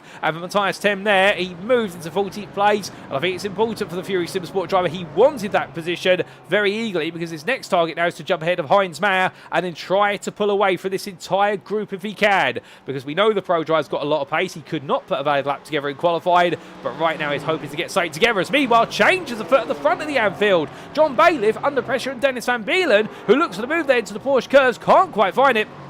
And Van Beelen backs off, and now as they come through the Corvette curves here, Bailiff goes very deep there. That is not a mistake you want to make. He goes even deep here. And the winner of Bennett Racing Drive just about stays within track limits, but not about giving away the place to Van Beelen. And Dennis Van Beelen will come into the first pit stop window with the lead of the AM class in his fingertips, albeit Bailiff is right there with him as everyone will now duck into the pit lane for what will be the first of their 2 stops here today. We are expecting 5 lap stints in each one, so this might be a very straightforward race of strategy, but we will have to wait to see how the fuel saving potentially moves and shuffles the field around. As there's Tem, Mayer, Kent, Sharp, Brandt, Such, Cowadine and Mariah all coming into the pits as well. They all make the way on through, and as they do, we now look back to the front of the field because for Parent-Smith, he's the one we're all wondering how much more fuel has he got to take in this car versus Reynolds, versus Edwards and Gall and Penttilä behind, because he was just bolting away at the front of the field. But will the fuel he's got to put into that Ford Mustang now bring him back in? If it does, how much does it bring him back in by? Well, there he goes. He leaves the pit lane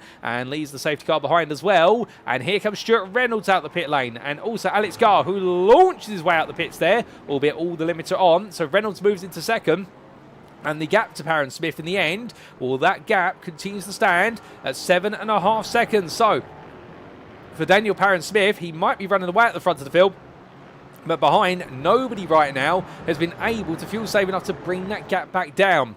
Now, does it mean in the second pit stop we may see a sudden change in the order? We'll have to wait and see, because meanwhile, John Bailiff, he's worked out strategy to a treat here. He's moved up to 9th ahead of Slate, with then none other than Dennis Van Beelen making his way in behind. And right now, well, we can see there the change of the AM lead once again, and Chris Jennings has caught up a little bit. He's now only 3 seconds behind, so the Exodus Simsport driver, he may be a bit lonely in third place in AM, am, but he's doing a very good job here of trying to find some friends in front of him rather than let the guys behind him catch up, as then you do have a 10-second gap back to Matias Penttilä, and then from that, well, Rob Sharp has suddenly leapt his way into 4th place in AM, so he's absolutely nailed it on the strategy. Ahead of Callum Brandt, also Heinz Mayer and Oliver Carwadine. Kim Such and Mark Kent are back there, so it does seem as though right now Rob Sharp has absolutely nailed his pit stop in the AM class, and in fact has leapt up the best part of 4 places. Heinz Mayer, he continues to lead that big AM pack, but Rob Sharp has excluded himself from it, and Oliver Carwadine and Kim Such moved ahead of Mark Kent, who has got Duncan Reicherton a little bit closer in the rear of the picture. So that's some of the big highlights then. What we have seen overall at the front of the field for Daniel Parent-Smith, it has not been an issue with the fuel. The SRM team right now seem to have worked this out, and Parent-Smith behind the wheels of his Ford Mustang has just got a natural pace advantage here, with Stuart Reynolds, Alex Gold and Guy Edwards being locked into a fight for second at the moment, with Matias Penttilä a little bit further back. In the AM class, John Bailiff and Dennis Van Beelen may have come in together into the pit lane, but it is Bailiff who, with strategy, has been able to come back out ahead and grant himself a little bit of a gap. Albeit what you can see is that gap actually is now negligible, because come Tetra Rouge, a slight error makes his way onto Molesand, and all that advantage of a second has suddenly been whittled away. So the AM lead battle is definitely firmly full on, and Chris Jennings, who is 3.5 seconds behind, is hoping to get involved. However, he's got to close that gap down and hope that Bailiff, Slate and Van Beelen will fight each other in order to make that happen. But as all these drivers head on, well, right now it does seem as though these individuals, it's all going to be about seeing who wants to work together and who does not at this point, with 35 minutes left on the clock, plus a final lap here. So this race moves into its second chapter at the moment. We have got some changes going on further down the order, with a slowdown penalty for Heinz Mayer at the second Molesand chicane. Well, that's enabled Mark Kent to get ahead, as Mayer tucks into the toe there. And I think Mark's saying to him right now, no, I don't want you following me down here. But what I don't think he's realised that Mayer does have a slowdown. Of course, that data may not be available to our drivers. It's available to us. That's why the powers we have here in the Conte booth, and the fact that we can see that data. Meanwhile, for our drivers out on the circuit, they don't necessarily have it available to them. But meanwhile, change at the front of the Anfield here for 10th place overall. Van Beelen battling. In fact, he's going to take 2 places as he goes up the inside of both Bailiff and Slate. But now it's going to be side by side here, as we can see the Regenta Sim Racing driver trying to come back at the AM leader. But in the end, Van Beelen using all the road, a little bit of added gravel to the mixture. He moves ahead into Arnage Bend, and Van Beelen takes 9th place. Well, as we do say hello there to Alex O'Grady in the YouTube chat, who quite poetically puts it that if we do have Daniel Parent-Smith going any faster, he might take off. And indeed, that might be a slight reference there to the infamous footage, of course, that you will have seen from the time when the Molesand Straight did not have any chicanes in it, and Mark Webber's Le Mans machine, or the prototype machine at the time, Tyke in flight, given the fact that enough air managed to get underneath it, because those cars had a very low ride height, but the air managed to get underneath the car and cause it to be projected into the air. An absolute nightmare incident, of course, when you look at it for the first time on the camera, but amazingly, minus some slight injuries, no major damage to the individual. The car definitely in a bit of a state of disrepair, but that's what happens at Le Mans, and that's why the chicanes were introduced down the straight. But meanwhile, something that's also been introduced is a slowdown there for Van Beelen, taking a bit too much coming out the Corvette curves, and that's going to cause him to fall back in behind Slate and Bailiff, and the AM lead takes another turn. But speaking of turns in the tail, we've had a change. Mark Kent's off into the grass there, coming through the Porsche curves. Has he been into the barrier? That looks like a Mercedes that's got a bit of damage on it as he gets it back together. Hopefully it's not a trip required to the pit lane, because this will put him out of strategy and it will essentially force him onto a free stop potentially. And meanwhile, as he makes one through, we'll have to wait and see if he comes into the pit shortly. We've also got a slow down for Rob Sharp. So several of our drivers here find a bit of drama, and Kent manages to stay out there, but Lee Berridge and John Roberts, the two boosted motorsport teammates, they are moving closer rather quickly here, so there could be a little bit of a change before all is said and done. But speaking of changes that are afoot, as Kent there steps aside, and I believe right now just trying to nurse the car along, well, we do take a replay back to what happened to Mark Kent, and here we go. So this was heading in towards the Porsche curves, battling hard there with Heinz Mayer. Oh, goodness me. Now we catch the tail end of that. We see that it went sideways, but was it contact or was it a mistake of Kent's own doing? Can we get the onboard? Yes, we can. Here it was. Let's listen in. And it was Kent losing it into the Porsche curves. Mayer doing an incredible job to go onto the brakes and stop the car safely to make sure he did not add himself into that instance. So Kent, under a lot of pressure there, took too much speed into the first of the Porsche curves, and the 940 just losing the rear end and going to the barrier. But that was very close there. And in terms of the on-board from Heinz Mayer, here it is, ladies and gentlemen. And you see that the car started to let go. And the RS Racing yellow driver doing very well to keep that BMW stable, given how loose it is on its rear end. And Mayer there having cat-like reflexes and definitely demonstrating why he is one of the most capable drivers that I am filled this season. But carrying it back to your live racing, we've also had a bit of drama from Mark Johnson further down the order. We'll see if we can get a replay of that when we can. But right now we come back to your live racing, and we see that Ken is now finding himself in the company of both Roberts and also Berridge, and we tucked back in behind them at the end of the first part of the Mulsanne. Back to the front, well, we come back to the fight for second, we should say, and it's Alex Gall and Guy Edwards together. Stuart Reynolds has just had to burn a slight slowdown penalty, and indeed I think we're going to be saying there's going to be a lot more slowdown penalties before all is said and done today, albeit that's one of the big parts of racing at the monocourse, is that you don't want to pick up any penalties if you can, but when you do, they are punishing.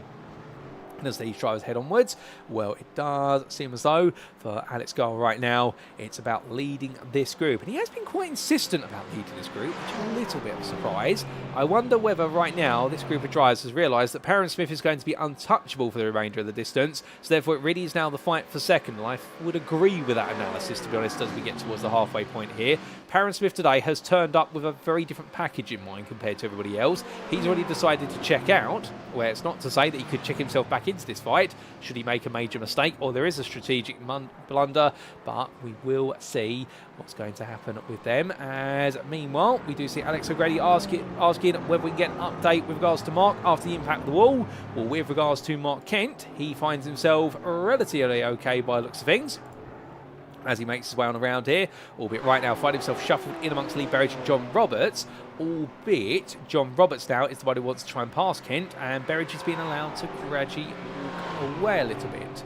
Now, we do have an update, by the way, on Niels Core, ladies and gentlemen. He is back out of the circuit, I'm very pleased to say. Here is Niels right now, and he did have a major technical issue, which meant that he had to come into the pits. That technical issue has subsequently been resolved, albeit frustratingly, I think, for Niels, given how much he's looking forward to this round of race and how well it was going at the start. Right now, he's going to be looking at this one thinking this is going to be the biggest missed opportunity of the season thus far, and that's going to be absolutely gutting for him.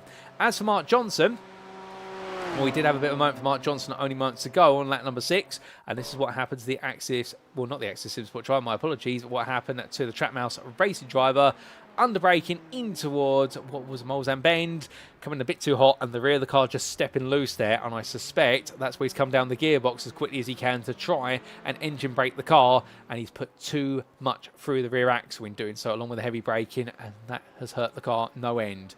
But as they make their way onwards, well, we come back to the racing, and what we can see is that for Niels Core right now, it's a lonely race, but still anything can happen before it's all said and done. And back towards the very front of the field, at the other end of the spectrum, Daniel Perrin Smith right now lonely, but in a happy loneliness perhaps, in the fact he's 11 seconds clear, and this race right now is just gradually moving into his hands more and more as he uses all the road there. And if you're wondering, are they legally allowed to do that? Yes, at Tetra Rouge, as long as they keep 2 wheels on the exit curb, it is within track limits. But right now for Daniel Perrin Smith, definitely pushing it to the limit, but that is why he is leading by such a margin here in the Pro class, because he is using every millimetre of the tarmac, plus also the curbs, or VAT, that's value added tarmac for us, ladies and gentlemen. But as he heads onwards, and there you can see in the rear of the picture, the second through to 5th, or Stuart Reynolds right now. He finds himself in a bit of a situation where Matias Penttilä is closing on here, and Reynolds, meanwhile, has lost the advantage to Guy Edwards and Alex Gall. 2 seconds of the gap to the 2 in front now, so understandably for him, I think he's going to be looking at this and thinking, okay, we've lost a little bit of time here. Can we get ourselves back into this? Well, he's going to push hard to do so, but that's going to use some fuel, and Penttilä will be thinking about this and thinking, okay, and how can I get involved? Well, the answer will be quite straightforward. Just stay behind, save some fuel, and you may be able to move yourself forward. Behind in the rear of the picture, you could also see there a little bit of fun and shenanigans going on between Jake Cranstone and Ben Idris Abdullahi, with right now Cranstone still ahead, but Idris Abdullahi pushing him along there, and I wouldn't be surprised if that is a little bit of bump drafting going on, as that's the rear of the car at the back. But then here's looking in from the cockpit, and he's so close right now, he's almost taken the front camera off the car as Grandson decides to go off the racing line and lift off the throttle entirely. So I think he says to the satellite racing driver, okay, it's my turn now to tuck it behind and save some fuel. You've had all your fun in that Ford Mustang, but you're quicker than me on the straights, so go pull me along, please. And I think Ben Idris Abdullah, he's going to say, yep, that's absolutely fine, I don't mind, but just also keeping in mind, of course, that they expect to fight towards the end of the race. Well, onwards they go, and as they do, well, from them, we come back to Dennis Van Beelen, who right now leading in the AM class ahead of John Bailiff. Only 4 attempts between the two of them, and Matt Slade, meanwhile, right behind them. And these three, they have literally been like this for the best part of the last 3 laps. And there's no change of the tide here. I think they're all trying to work together as much as they can. And all 3 drivers here very eager to be the leader of the group. But nobody wants to be the leader until the very end of this stint to try and save the fuel. Unless you're Van Beelen right now, who wants to try and control it a little bit more. But changes a foot further down the order in the AM class. We have had an incident for Heinz Mayer. We will get a replay of that when we can. But Duncan Mariah here as well. We're over the back of Gary Toole. And we'll look at the inside here in the very beastly Ford Mustang compared to the very nimble and rather narrow Porsche. The answer is yes. Into Mulsanne corner he goes. It's a straightforward move for the Goldwyn Motorsport 33. And right now Gary Toole just tucks back in behind immediately and says, that's fine, because my aim here is to just beat you on strategy. But with that, beat himself up right now for an incident that's occurred. Heinz Mayer's right behind. But how exactly did he get there? Here's a replay. So at the time, he was in amongst Gary Toole and also Duncan Rye. And under braking it, went straight on at the first of the Mulsanne chicane. So missed his braking zone and decided to straight line it and take a little bit of gravel with him, rather than do what would be the tyre wall chicane. And for Heinz Mayer, that's a bit of dirt on the tyres, but thankfully he doesn't lose as much speed and time as he would have done if he had to have taken that chicane. But what it will do is it will bring Lee Berridge, John Roberts and Mark Kent just a little bit closer as we come back to your live racing. And well, we can see here right now Lee Berridge and John Roberts together, as that's Berridge running out wide there. That is a little bit of an adventure and a half. And Mark Kent here now puts himself side by side. Oh, bit of tap to the rear there. And well, the Boosted Motorsport cars making contact with the full tilt Motorsport machine. Indeed, they've been doing this for a little while right now. Mark Kent with quite a bit of damage on that Mercedes. Well, he's definitely trying to now make it so there's damage across all the front bumper rather than just the front left-hand side. And well, I think he's now straightened that bumper out and he can carry on the racing. Who knows? There might be a little bit of method in the madness there.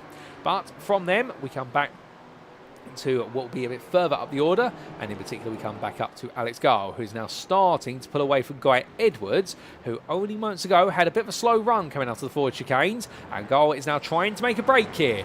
1.3 seconds is the gap as he roars his way onwards, and as they make the way on around there, I do see the comments to you from you guys there in the YouTube chat around Daniel Parron-Smith, and where we could ask him to slow down and give others a chance. And right now, unfortunately, I can't get a patch through to the car to him, ladies and gentlemen. I dare not. I think this man right now is absolutely dialed in 110%. He is still flying out there, and his lap times have been absolutely monstrous, to say the least, as we bring you up the lap time history from him versus Alex Gall. Fastest lap of the race on lap number 4, a 4-minute 11.436. Lap 5 and lap 6, of course, interrupted due to pit stops. Lap 7 and lap 8, he has been so far on average 1.5 seconds a lap faster since the start of this stint a lap. That is absolutely monstrous here from Parron-Smith. And in that Ford Mustang, they're all running fixed setups, it should be pointed out, with the balance of performance that GT4s have. But Parron-Smith right now definitely turning up in making himself in his own class here today. You could say he's Pro Plus. Well, there's all the other pros right now are having to play the game of catch-up. And that's the way it goes sometimes. And keep in mind, of course, it didn't quite work out in the season opener. Therefore, for Parron-Smith, he's looking to try and get some points on the board here. They're definitely going to try and level the playing field. But from here, Alex Gall, meanwhile, well, right now he's trying to pull away from Edwards, but on the straights, that's where the Ford Mustang is closing up as much as it can. So therefore, for Gall, he knows he's got to do it all in the corners, but he hasn't got too many corners to play with at the moment, and that will be a little bit frustrating. The McLaren that's definitely proven in the first 2 rounds of the season, give it enough bends, and it will be able to make the break. But right now on these straights, Guy Edwards is being just given every chance to come back at him. And Matias Penttilä, meanwhile, well, he's sitting in 4th ahead of Stuart Reynolds. These two have swapped places quite recently, and well, Reynolds right now staying with him at least for the moment. But the Fury Simsport driver here, well, I think he's just hoping he can stay on the back of the RD Simsport machine, because Reynolds has had a few slowdowns, and those definitely have gradually moved him down the ranks. And Taylor Adams, 3 seconds back here for Regenta Sim Racing. I think he's now started to gain a little bit of distant hope that he might be able to challenge for a top 5. But from them, well, we come back down to Mark Kent. He's still over the back of Lee Berridge as he looks up the inside here. This is coming down to the second of the Mulsanne chicanes. And he goes into the brakes. Well, Berridge there, side by side they enter. Side by side they get ready to exit. And well, Berridge there makes it very clear. There's only one driver who's going to be leading out the pair of them. They both almost go sideways there. Well, a little bit of power oversteer on corner exit. And that is Lee Berridge who makes sure he stamps his authority in that 11th place in the Evo class ahead of Mark Kent. But I don't think it's quite over between them. We then do have the best part of a 34-second gap back to Jules Gardner, who right now is a bit of a lonely race, and he did unfortunately have a bit of an incident which has cost him some time, so therefore that explains why he's a bit further down the order by comparison with his peers. But still, for Jules right now, it's all about trying to get this car home, and it's a race which will be about attrition. And you never know what can happen until it's all over. Indeed, at Donington, we saw an outright race leader in the AM class in the form of John Bailiff suddenly lose the lead with only 4 laps to go, and it was completely unexpected with such a sizable advantage, and you never know what's around the corner before the race is all said and done. That's not to put the commentator's curse on anyone, of course. We wouldn't wish for any misery to befall anyone, as in fact, speaking of misery, Eric Manenveld has been involved quite recently in a bit of an incident, and that has seen him retire from the race. And in fact, we can get a replay of that. That might be our first formal retirement. So this was the winner of Bennett Racing Drive, taking a bit of grass and sideways there in towards Tetraruja. The car wiggling one way, then the other. And well, I think the grass he took into the corner, sent it around. And I don't know if some damage has been done to the car beforehand, but Manenveld there immediately tied into the pits. And I think something broke on the car as he made his way in. And that might be the story there for Manenveld. That is not a happy moment. And unfortunately for Winner Bennett Racing, that is his race in arrears. I don't think we're going to be seeing him back out there today. So that is our first formal retirement from this one. So 30 starters now down to 29 runners, and our round 2 AM winner finds himself retiring from the race with the best part of what is 24 minutes to go. We're now 21 minutes left on the clock. Well, Gary Toole here still in the company of Duncan Wright. These two continue to push each other onwards, and they do have Kim Such 4.5 seconds up the road, but I think for both right now they're more looking at each other and getting ready to fight, with Hines' man not too far off the back of this. But for Hines, after his mistake down the Mulsanne straight a couple of laps back, he'll just be hoping at this point he can get a bit closer, because at one point he was fighting for a top 5, but right now he's fighting to survive inside the top 10 as John Roberts behind. Well, you can see there the boosted motorsport drivers right now, both still having some slight challenges, as Duncan Wright hates to play stuff with Gary Toole in towards the Dunlop curve, and Toole does not fight it too hard and tucks back in behind again. But it's very interesting, two very different approaches for these drivers. We have seen Gary Toole has been a very compliant driver over the race distance, in the fact that as soon as somebody wants to fight him, he's normally let the fight go, and Duncan Wright being a great example. Meanwhile, the Goldwyn Motorsport driver, he's definitely taken the embodiment, which is I want every place I can, and well, those two different attitudes. That's why Toole right now has made up 3 places since the start. Duncan Wright, meanwhile, still trying to recover a place after he lost several towards the start of the race. And, well, right now, Wright, who started in 5th place in class, he's down in 7th. Toole started 11th, is up to 8th. And the exchange is definitely going the way of the Porsche driver right now, as they bolt their way down the Mulsanne for the 10th time of asking. And up towards top speed here, and the Porsche gets closer little by little. Of course, these cars, they will all gradually top out, and the slipstream is what helps. But Toole immediately backing off down the throttle, the best part of 150 metres before his normal braking zone for the chicane. And that's what definitely tells you there that for Toole, he's really thinking about the bigger picture here and not looking to essentially make any potential mistakes, but instead just opting to stay in the slipstream, save the fuel, and give himself the chances towards the end. Speaking of a driver who definitely made it work on strategy in Stint 1, it was Rob Sharp, but right now he's got Oliver Carwadine looking for a move on him for 4th place in AM. Now, if I was a betting man, I would say that the Aburis Watches driver here, he's thinking about letting Carwadine get closer and leaping him in the pits. I think right now that Porsche is going to have a lot more fuel available to it when it comes into the pits by comparison, and Oliver Carwadine, meanwhile, needs to be cognizant of that. He may gain the place on circuit, but I don't think he's going to hold it for much longer when they do come to that pit stop. Speaking of which, we are on lap number 10, so we are expecting the pit stops to play out at the end of this lap for most, if not all, of our drivers. But will we see 1 or 2 perhaps sneak an 11th lap in before the second pit stop? Well, we're going to find out.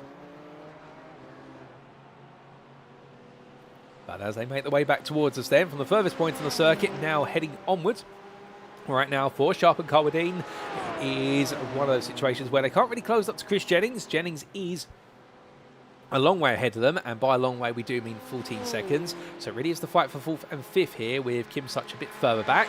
And Such is enjoying a very good race today, to be fair. He wasn't really a player in last round's Donington Park visit. He did seem to be a little bit absent compared to the pace that he brought to Circuit de Spa-Francorchamps. But here right now, in a very different style of circuit, it seems to favour him quite comfortably. As meanwhile, Callum Brandt, he is not having a good day at the office. It's gone around again for the 94 driver, and well, as he tries to get it back together, he's gradually turned it around here, and I am getting slight flashbacks. If you put a wall on the left-hand side of him, it would be the equivalent of the Austin Powers movie, if any of you remember, with the buggy in the very tight corridor. But right now, he was doing that because of the fact he's got so many cars coming along, and he doesn't want to go onto the racing line to turn the car around. So great respectful recovery there for the RD Simsport driver, and unfortunately, that respectful recovery is not going to gain him any places, but it will gain him favours from the drivers around him as we take a look back at what exactly went wrong.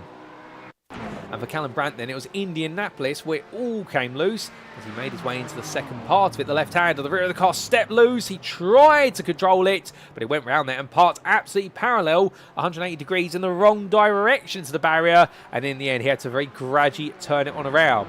We also had this happen to Gary Toole earlier on in the lap. And this was in his battle with Duncan Wright, in towards the second of the Mulsanne chicanes, went onto the brakes, looked absolutely fine, but the rear of the car let go there. Perhaps a little bit too much speed, perhaps a late downshift just upset the car, but either way, it all went wrong, and that released Heinz Mayer past him. And those are the 2 big moments of that lap. But right now, coming back to your live pictures, because having left the pits already to go on to his final stint, Daniel Parent-Smith, 10.5 seconds is an advantage. Alex Gull has brought the gap down by 4 seconds in the pit lane, and he has in fact put 2 seconds between himself and Guy Edwards. So the chicane Apex Misters driver has been doing all the fuel saving he can, and Guy Edwards right now has got to give chase quite quickly. If not, then Alex Gull will be on course for second, and it'll be a very lonely second at that. Stuart Reynolds, meanwhile, for all the fuel saving he was able to do on the first and second stint, he has come back out in 4th place, the best part of half of what is 5 seconds ahead of Matias Penttilä, who in turn has got Taylor Adams right behind. So Penttilä has lost out time in the pit lane this time around, whereas Adams, Reynolds and company have all gained. So the big game of fuel saving here seems to have played out nicely for some, but not for all. And in the AM class lead battle, it's John Bailiff and Dennis Van Beelen now all the way battling towards the very end, because it is Matt Slate who has fallen 2 seconds behind them.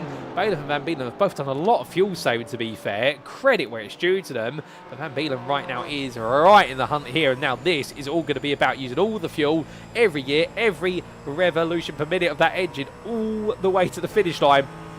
And it is going to be a fight for first or second between them that is going to come down to the smallest of margins and potentially mistakes. But Dennis Van Beelen immediately there, and immediately pulls the inside there. And Bailiff, interestingly, puts the car in the middle of the road initially, and I think that's a sign now of what's to come here. I think the fight between them is going to start to intensify a little bit. Chris Jennings is 8 seconds behind at the moment, so you would say he's a long way off. But if these two really start fighting with 15 minutes left on the clock, it's not impossible. But right now, that battle may have taken a different turn, because Bailiff has had a slowdown penalty applied to him. He served it, but it's a long way to go down the second part of the Mulsanne straight, and that gap is very gradually going to creep open. He's trying to serve it as gradually as possible, not to lose time, but the gap to Van Beelen opens up to a second. But is it enough for Van Beelen to be able to break away come the final part of Mulsanne? If he can, well, the team right now are going to be absolutely ecstatic for him, because that's what he'll want to be able to achieve. But if he can't achieve that, meanwhile, and he finds himself making a mistake of his own, which he does. He picks up a slowdown of his own. So one moment, it's going to be Bailiff who makes error. Now Van Beelen does so. And both of these drivers, I think here, both just trying to run away. But the chicane and apex misses drive, definitely missing his apex there. And that's not a pun on his team name. That's just stating the facts as they are. And well, that has cost him what has been some time. And it brings Bailiff right back in, as Matt Slate, meanwhile, also follows suit. He picks up a slowdown, and he's going to try and burn that as quickly as he can. But he's going to lose the two in front of him, at least for now. So it continues to confound us who's going to be your AM winner at the end. Well, that's great entertainment, of course, but right now neither driver can seem to find a way ahead of the other. And those who do normally find themselves reeled back in immediately for a mistake of their own, doing it within the space of 1 or 2 corners on the same lap. But meanwhile, back to 4th place in the AM class, a 14th overall. Oliver Carwadine and Rob Sharp, they're still together, and Sharp, in fact, has had a much longer second pit stop, so perhaps in his eagerness to try and cement 4th place, he has in fact used a bit more fuel, but Carwadine's just in front, so therefore it's not going to be as much midfield perhaps as you would imagine. And for Sharp, he's on course here for what could be his best result of the season. As he tucks into the toe here, the Iberis Racing Porsche will have all the speed now that it's got the slipstream, and he peels it out. Goes up towards Indianapolis here. He's got one more kink and then a braking zone. He'll be on the inside line. Will Carwadine fight it all the way to the apex, or will he let it go? The answer is he plays the polite gentleman. He lets it go because he knows there's no point fighting right now. They still do have this lap plus potentially another 3, perhaps even 4 to be fair, as our race leader is just about to trip onto lap number 12, and with just over 12 minutes remaining, you would imagine if we do it on the basis of 4 minutes 15 seconds, we will have per lap, that is another 3 laps of racing to come. So we will see 14 laps in this one. And right now, for Rob Sharp and Ola Carwadine, it is a battle for 4th place that is going to run the distance. But from them, we come a bit further back. John Roberts here finds himself in a freeway pack with Gary Toole in front of him and Callum Brandt behind him. And Brandt right now trying to recover once again as he makes his way onwards, but Toole side by side here with Roberts, and well, it's going to be a place potentially gained here for Toole if he can go all the way around the outside, or will it? No, it won't. So Roberts in the end will take the place off him completely, and John Roberts moves into 9th place there in the AM class, almost misses the exit there of the corner west, understeers why all the speed he carried up, has to settle the car back down, goodness me, and here it comes loose into the barrier, it's into the barrier for John Roberts there, it was snaking one way then the other, he thought he'd been able to wrestle it under control, and John Roberts takes the barrier there on the exit of the Porsche curves before the Corvette curves, and that is a big shunt, car towed immediately. Gary Toole will take the place of 9th place in AM, or what is 19th for the road, but now Callum Brandt's going to be looking up the inside here surely and thinking, can he take the overall position? The answer is not immediately, but that's drama there for Boosted Motorsport, and particularly for John Roberts in what has been a very frustrating day for the team, and it gets even more frustrating as meanwhile Gary Toole there completely misses the mark under braking into the final part of the full chicane, and subsequently releases Callum Brandt into 19th place. But right now, I think for Toole, he might just be wanting that 9th place and not wanting to fight it anymore. Coming to Kim Such and Heinz Mayer, well, we have got a rinse and repeat of Circuit de Spa Francorchamps as they both fight each other today for 7th place, the AM class, and Mayer has closed up massively on strategy by the best part of what was 8 seconds in the pit lane, so therefore that's why Mayer's brought himself all the way into contention for this, and with Duncan Wright only 4.3 seconds up the road, they'll both be thinking to themselves, can we get a bit closer to the South African driver in front? And I think Mayer would love to beat his countryman and be the leading South African today, but we will see as they come on around. And well, as we do look back to John Roberts in his instant, well, ladies and gentlemen, hold on to your hats because this was a nasty shunt for John, and well, we were right on board. Car came loose initially and then made his way towards the apex there to the Corvette curves, and the car just completely let go for John Roberts. And well, it was a story that was a bit more than that, to be fair, in terms of what went wrong. Can we get the on board as he made his way in? Yes, we can. And in fact, we need a little bit more than that. We're not going to be able to, but for Roberts, definitely a nightmare moment there. And well, thankfully for what I hear, all okay there, although a little bit shaken through the simulator for that one for the 486 driver, and an absolutely big knock to the wall, and that will be his race. Definitely confined to the pit lane for now, and hopefully we'll see him back out there in due course. But with 9 minutes left on the clock now, it is John Roberts who's fallen, and we do have 2 retirement stores classified for Mark Johnson and also for Eric Mannenveld. But we have otherwise 28 runners, one of which is a lap down in the form of Niels Core, and I believe that John Roberts is back out of the circuit since his tow to the pits. Given he was quite close to the pit lane, he has been able to tow quite quickly, which is great to see. And well, he's back out there running once more, but definitely a bit of a surprise, that one. As meanwhile, welcome surprise of a battle here between Paul Goffin and Jules Gardner, and we'll make way up the inside into the first of Mulsanne chicanes. Does Goffin into 12th place here in the AM class, or 23rd overall.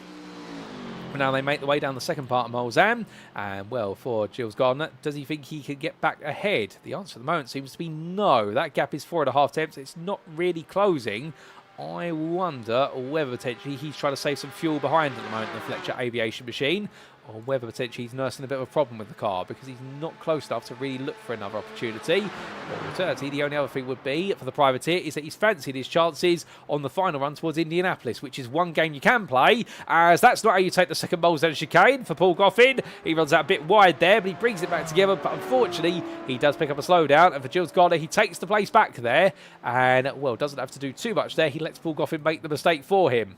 But as they roll the way onwards, and we do see Daniel Kelleher asking, can we have an update for the medical team on John Robertson's condition? Hope he's all right after that heck of an impact. And the answer is, I believe he's A-OK. And indeed, he has seen the proverbial sim racing medical team, and he's back out there. But do appreciate the concern for John, ladies and gentlemen.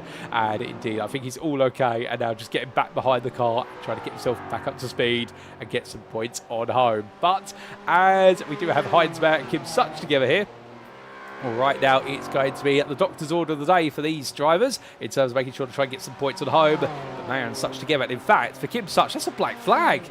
That will be for instant points accrued there for Kim Such, I believe. Well, this has gone from good to bad to worse if you're an Oris Digital Racing Red fan, because Kim Such suddenly finds himself now having to serve a drive-through penalty in short order. Well, that drive-through penalty, given the length of the pit lane here at Le Mans circuit, that is going to be quite a long penalty, and it's only added to by the length of the pits as he makes his way out of the Corvette curves. So Heinz Mann right now, well, he'll be thinking to himself, okay, I've got the place, but at what cost for my teammate? And the answer is quite a sizable one, as there's Such peeling off into the pit lane. He'll have to serve it with 3 laps being awarded, otherwise it will be increased to a disqualification effectively by the iRacing shooting system, where Such makes his way on down. But as he does so, we come back to the AM lead battle here, from a bit of drastic and sad news to some exciting news here, because Van Beelen and Bailiff are still fighting absolutely hard. This is the closest battle on the circuit, and with this lap plus 1 more to go, I think we're going to stay transfixed to it for a bit more time, because here comes Bailiff looking around the outside. It's German Mark versus American Muscle, and right now, well, for the American Muscle here, it's proven to be the strongest of the straights, but that BMW very quick down the straights as well, and also very sensitive in the chicanes. And why that's important is because if you can tame the rear end of that BMW, you've got a lot of cornering capability there. And well, we definitely saw that at Donington Park. Those were able to get the BMW to slide through the corners happily. They were able to get some very good results out of it. But Van Beelen now tucks back in behind. One of the big question marks that some may be asking here is, have both of these drivers got enough fuel to get to the end, unscaped fuel capacity?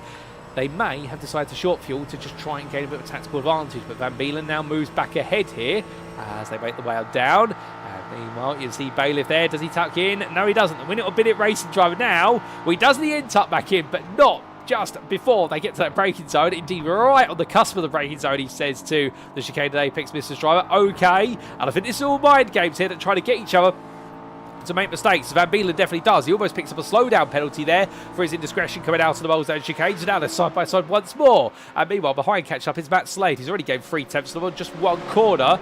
Bailiff's going to look around the outside here, looking to try and take the win that escaped him last time out. But Van Beelen still there with him, side by side into the braking zone. They come for Molzan. Neither driver wanting to back off here. Van Beelen does in the end, only by short order. But understandably, they are pushing each other as much as they can now, as Bailiff takes a little bit of gravel. And hopefully, I've got my fingers and my toes crossed here in the commentary booth, ladies and gentlemen. They may have picked up some off tracks over the race distance, but hopefully they do not have too many off tracks to see one of them pick up a black flag before this race is over, because we do not want this battle spoiled by what would be a drive-through penalty for track limits, because otherwise it really will be a heartbreak. As here comes Bailiff back up the inside now. Van Beelen trying to cover the outside around and in towards that braking zone. There they go, and well, in the end, Van Beelen now takes it into Indianapolis. They're going to continue to swap it back and forth all the way to the very end, but the next lap is going to be the most significant one, as both drivers there use all the road plus the gravel, and I don't think they're hearing anything about the track limit warnings at the moment. I think all they're focusing on here is who's going to be the leader of the AM fight, and well, if both of them pick up black flags, you can imagine that Chris Jennings, here's the Axis Simsport driver, who is casually closing on them at the moment. He's now only 8 seconds away after they got the gap up to 12 seconds earlier in the race. Well, Jennings right now must surely be having his team strategist on the radio saying, Chris, they're fighting up front, keep the pace, but also be aware if they fight too hard, you never know what could happen before this race is over. And that's right now for the 22 driver, he'll be wanting to stay out of trouble and try to get this home. For Rob Sharp, meanwhile, as he makes his way out of an arch bend, he's still got Oliver Carwadine only at 1.1 seconds behind. But Sharp is now starting to step away a little bit here in that fight. As meanwhile, our race leader, who stepped away for the majority of this one, with Daniel Parent-Smith, he's 14.3 seconds clear and is only one lap away from victory here at Le Mans, with Alex Gall 14 seconds back in second place. I think fancying right now that he doesn't want to be caught up by Guy Edwards, but Edwards is throwing everything at this on the last couple of laps. He's got the gap down to 1.4 seconds thus far, but can he get himself a little bit closer here? If he can, well, that'd be good news for him, because he will then have an opportunity on the very last few sections of this circuit to be able to try and go for a move. But the only problem will be, of course, that his Ford Mustang is stronger in the first half of the lap, where it's got all the straights and heavy braking zones, not towards the end where you've got the sweeping bends, and that suddenly is where we will see that McLaren come into its own. But can he get close enough? The answer so far is no. 1.7 seconds. He is getting a distance but this is not attacking distance here. He's too far back. Meanwhile, Dennis Van Beelen has started to pull away from John Bailiff to a degree.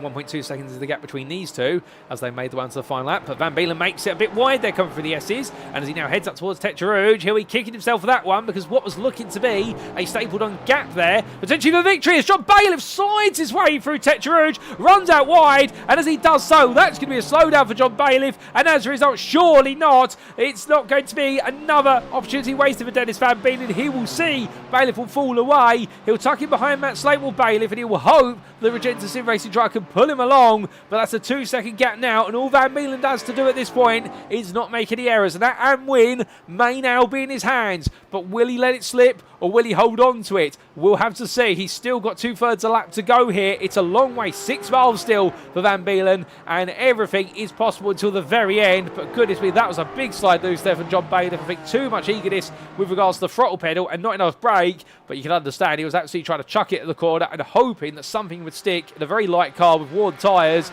Unfortunately, the car refused to stick down, and that's why he's fallen back now to 11th place. But on they go towards the second of the Molested chicanes. Meanwhile, Kellen Brandt still fighting here with Heinz Mayer. They fight over 17th. They're not in the same class, but they're both fighting for overall position and points. And whilst they all come along right now, we do see a request there from AFN at 8497 asking, can we have an interview with Daniel Parent-Smith after the race? The answer is, if he's up for it and he volunteers, we most certainly can, good sir. And we'll do everything we can to ask him for one, and ask him just how exactly is he so quick here at Le Mans. And I'm sure he'll be able to reveal some of his secrets, but not all of them perhaps. But we will wait and see. We'll hopefully get you that interview, and indeed we'll have a few interviews with our drivers after the racing's all said and done. But Brandt and Mayer right now still fighting, and behind is Gary Toole, 3.5 seconds back, and trying to stay with them if he can. But as they head onwards, well, meanwhile, we come to Van Beelen, who has been caught up to by Slade and Bailiff. He's not had the best of runs for the second Molesden chicane, nor Molesden corner. And now, for Bailiff, he's got 2 drives he needs to pass, so he wants that and win, not just one in this natural order of things. And if you're Matt Slade in the Regenta Sim Racing machine, you want the overall positions here. You need to clear Van Beelen to get more points overall and for the team. So therefore, Van Beelen is a marked man at this point. He's got Slade and Bailiff both attacking him for 2 different reasons. Both of them highly justified. Will Van Beelen fall to the pressure, or will he hold on? Slate, of course, hasn't really had the pace to get clear of these guys. He has normally stayed with them over the race distance. Slight run wide from all 3 drivers there, and they headed towards Arnage, all on an equal footing. But from them, ladies and gents, we come to the very front of the field because of the clock strike 0 for Daniel Parent-Smith. It was a pole position by the best part of 2 attempts, and he looked absolutely unstoppable in qualifying. And in the race, he's been absolutely faultless. He's run away with it, and he takes victory in round number 3 here as Parent-Smith cruises to the line, burns his slowdown right at the end there to make sure he doesn't get black flagged. He absolutely nails it, and what an effort there from Parent-Smith for Sim Racing Magazine. Alex Go on the end. He won't be able to make it 2 in a row, but he will make it a double podium with 2nd place here today. Chicane and Apex misses ahead of Guy Edwards, who rounds off the podium there in the 55. A brilliant effort from him. His first podium of the season. Stuart Reynolds just misses out on the podium, but he'll take 4th place there for Fury Simsport, with Matias Penttilä in the end managing to stay 1 step ahead of Taylor Adams to the finish line. And then we will see Ben Idris Abdullahi take 7th place there ahead of Jake Cranston Cranstone has got a bit of time to go, but behind, look at that. That's Van Beelen versus Sled. Side by side they go into the Ford chicanes, but right now Van Beelen making himself as wide as possible, as meanwhile Cranstone will come home to 8th place, but towards the rear of the picture, Van Beelen will be your AM winner. He takes his first AM win of the season and 9th place overall, a season best performance in both regards of Van Beelen. Well done to him for chicane and apex misses ahead of Matt Slate, with John Bailiff best the rest of the length and runner-up in the AM class, and the winner of Bennett Racing Drive will once again have to wait another round for his first win. Then it'll be Matias Penttilä in 12th place, ahead of Chris Jennings, who rounds off the AM podium for Axis Simsport in a lonely but solid race there for him. And Rob Sharp, well, how about that? Sometimes it's not about pace, it's about strategy, and Rob Sharp delivering that perfectly with a 4th place there ahead of Oliver Carbadine, who also delivers a season best performance. And then we will see Duncan Rye take home a 16th place ahead of Callum Brandt, who in the end will have to settle in the rear of the picture for 17th in a highly frustrating day that all began with no valid lap in qualifying. And then Gary Toll, well, he will take home an 18th place there as Brandt takes out his frustrations on the car, with Toll at 18th ahead of Lee Berridge. And then we will see Heinz Mayer round off your top 20 with a race result that could have been a podium at one point, but in the end it slipped out of his fingers and went back to a 9th place at AM. Mark Kent on his debut, he definitely made a name for himself with plenty of fighting, but he's had to stay in 10th place in the end of the AM class, and will understandably, after that big shunt to the wall earlier on, right now it's definitely been a bit of a baptism by fire for the Full Tilt Motorsport driver. Jules Gardner, well, he's going to be coming home shortly, and when he does so, well, it is going to be a 22nd overall, or what is 11th place at AM, and a very good performance from him, to be fair, and enjoyed a good little set of exchanges, particularly with none other than Paul Goffin with that great little fight midway through in the battle of the 2 Porsche drivers. And then we'll have a bit more time before we get to Kim Such over Oris Racing Digital Red today.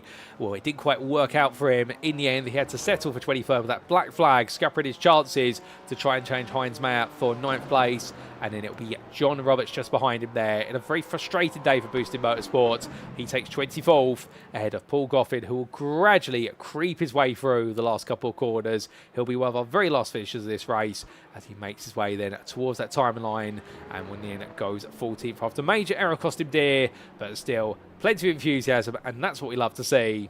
And then we will have Ryan Penny making his way around now, and for Ryan Penny as well, a big error earlier on, cost him dear. Well, right now, it's not about how you start, it's about how you finish, and we're very happy to see him finish this race, indeed, for all of our drivers. Also, we should give a shout out to Niels Core, who did have that towed to the pits early on due to a technical issue with the car, but in the end was able to make it back out. He has finished 2 laps down as classified in 28th place overall. But Ryan Penny here on your screen for Oris Digital Racing Red will take home none other than 26th on the road, 15th in class. And then we will have Andy Marsden. He's still out there. He's looking to finish his race as well. And they all deserve a round of applause, whether they're your winner of Daniel Parron-Smith overall, your winner in AM of Dennis Van Beelen, or alternatively, the man who'll be the last to finish on the lead lap. He's still making his way through, but to be fair, for Andy Marsden for Sim Racing Magazine Black, he wasn't quite on the pace in qualifying, but he's here to make sure he learns and gains the pace with each and every lap turned. And, well, he will bring this car home on the lead lap, which is an achievement in itself over 60 minutes of racing at arguably one of the toughest circuits in the world. And for Marsden, it will be a 27th place finish as he does finally reach his checkered flag. But as he comes towards the line, that's all it is for all the finishing positions, ladies and gentlemen. And well done to all of our drivers up and down the order for an absolutely brilliant race. And, well, with that, let's take a look at those race results, subject to any stewards' inquiries. And here they are. So round number 3 in the Sim Racing Magazine GT4 Challenge Season 7 was all about strategy. Or so we thought. But in fact, it was all about pace for Daniel Parron-Smith. And in the end, the Sim Racing Magazine yellow driver bolted away and tore up the rule books when it came to racing at Le Mans to take victory by almost 14 seconds for Sim Racing Magazine Yellow, head of chicane and apex missers Alex Gall. For Gall, it was not a win on the home soil today, but it was a podium, and with a podium well and truly earned by just outsmarting his rivals, of which Guy Edwards was one of them, the privateer, who took 3rd place on the podium, a season best performance, and we look forward to plenty more from him in 2 weeks' time at Circuit Zandvoort. And Fury Simsport Stuart Reynolds finishing off the podium there, knowing that today the Mercedes, it had all the grunt, but it didn't quite have the ability to avoid those slowdown penalties. Matias Penttilä took 5th there for RD Simsport, and a bit of a frustrated day for him as well, but he managed to fend off the change of Taylor Adams towards the end, with the Argenta Sim Racing driver completing the trio of Mercedes machines. And from 6th to 7th, it was then Ben Idris Ibdalahi, the satellite racing driver there, taking 7th on home soil, and a bit of a quiet race for him today, ahead of Jake Cranstone for Masters of Torque, who spent just as much time fighting pros as he did AMs. One of whom was Dennis Van Beelen, who took 9th place in the end and with the AM victory, his first of the season for chicane and apex missers. Well done to the Dutchman there in a very close fight all the way through with John Bailiff. But between the two of them, the pro and Matt Slate there, who round off the top 10, and we're pleased with those points for Agenta Sim Racing. John Bailiff took the run-up spot there in the AM class and win it or bin it racing ahead of Matias Penttilä, with Chris Jennings there behind the Fury Simsport driver round off your AM podium 13th for Axis Simsport in a bit of a lonely race. Rob Sharp and Oliver Carwadine round off your top 15, with Duncan Rye, Callum Brandt, Gary Toole, Lee Berridge and Heinz Mayer completing your top 20, with Gary Toole definitely enjoying some brilliant races there for GST Racing, and Callum Brandt, meanwhile, much like Matthias Tem, and to find his way through the order, having started from the very back of the field. Outside the top 20, we also got to see some great performances from Mark Kentner, 21st on his debut for Full Tilt Motorsport, ahead of Jules Gardner, with then Kim Such Oris Racing Red having to settle for 23rd right at the close. Then it was John Roberts and Paul Goffin who round off your top 25, and then completing your lead lap finishers was Ryan Penny of Andy Marsden, with 2 laps down to Satellite Racing's Niels Core after that unfortunate technical issue with the car, and it was retirement sadly for Trackmouse Racing's Mark Johnson and also for Eric Manning-Veld. But from the Trackmouse Racing Win It or Bin It Racing, drivers had difficulty. We then come to the AM class finishing positions, and what we can see here is that in the AM class, when the points are adjusted for finishing positions, Dennis Van Beelen netting that first win in the class of the season, and the chicane and apex missers driver, he'll be absolutely pleased with that, knowing that he had to hold off an incredible challenge from John Bailiff. Conversely, the Win It or Bin It Racing driver will be thinking today, well, it was technical issues that prevented me from winning in round number 2. Today, it is Mustang issues that prevented me from winning in round number 3. What's going to block me today? But he can't think that way. He's got to think proudly and happily, which is he delivered a great result to finish second, and in the end, it kept Van Beelen honest all the way to the end. Or was it Van Beelen who kept him honest? That's always a question. And there were no questions about Chris Jennings finishing third today, meanwhile, for Axis Simsports, and a very lonely race for him, but he was ahead of Rob Sharp there by the best part of 13 seconds, with the Ouroboros Racing driver enjoying a season best performance, and using strategy to leap ahead from 8th to 4th in the early stage of the race, and then subsequently just holding on to 4th. Oliver Carwadine put him under pressure for 5th, Oris Racing Yellow, but both Sharp and Carwadine achieving season best performances there, and Duncan Rye doing the same for Goldwyn Motorsport, although it started off on a scrappy note, but gradually calmed things down and finished in 6th. GST Racing's Gary Toole took 7th there, in a solid effort from him, albeit he'll be hoping for a top 5 next time out, given he showed the pace for it today, ahead of Lee Berridge for Boosted Motorsport, and what could be said of both Berridge's and also his teammate from Boosted Motorsport of John Roberts' race is it was a race of frustrations, albeit Berridge took a top 10, but he wants the wins. Heinz Mayer took 9th there for Oris Racing Yellow, and at one point challenging a top 5, it didn't quite work out, but still a top 10 and some good points ahead of Mark Kent, with the Full Tilt Motorsport driver round off your AM top 10, and then it was Jules Gardner in the 11th for best of the rest accolades in that 11th place spot ahead of Kim Such, with John Roberts, Paul Goffin, Ryan Penny and Andy Marsden completing the lead lap and finishers. Then we did have retirements for Mark Johnson and Eric Manning-Veld. But with that, ladies and gents, that concludes our rundown of the provisional results, subject to any Stewards inquiries, and the racing does briefly fall silent as we do say hello to John Roberts in the YouTube chat. And I do feel for you today, John. A bit of a frustrated day at the office, but still we do hope to see plenty more for yourself and a much happier day in 2 weeks' time. Because we know you're out there enjoying the racing, but we want to see those boosted motorsport machines up in the top 5 in the AM class, and I'm sure yourself and also Lee can take it up there. But with that, we're going to take a brief breather, and then we'll be back very loudly and proudly for post-round interviews with our volunteer drivers. Don't go anywhere, ladies and gentlemen. They'll be coming up in approximately 5 minutes' time.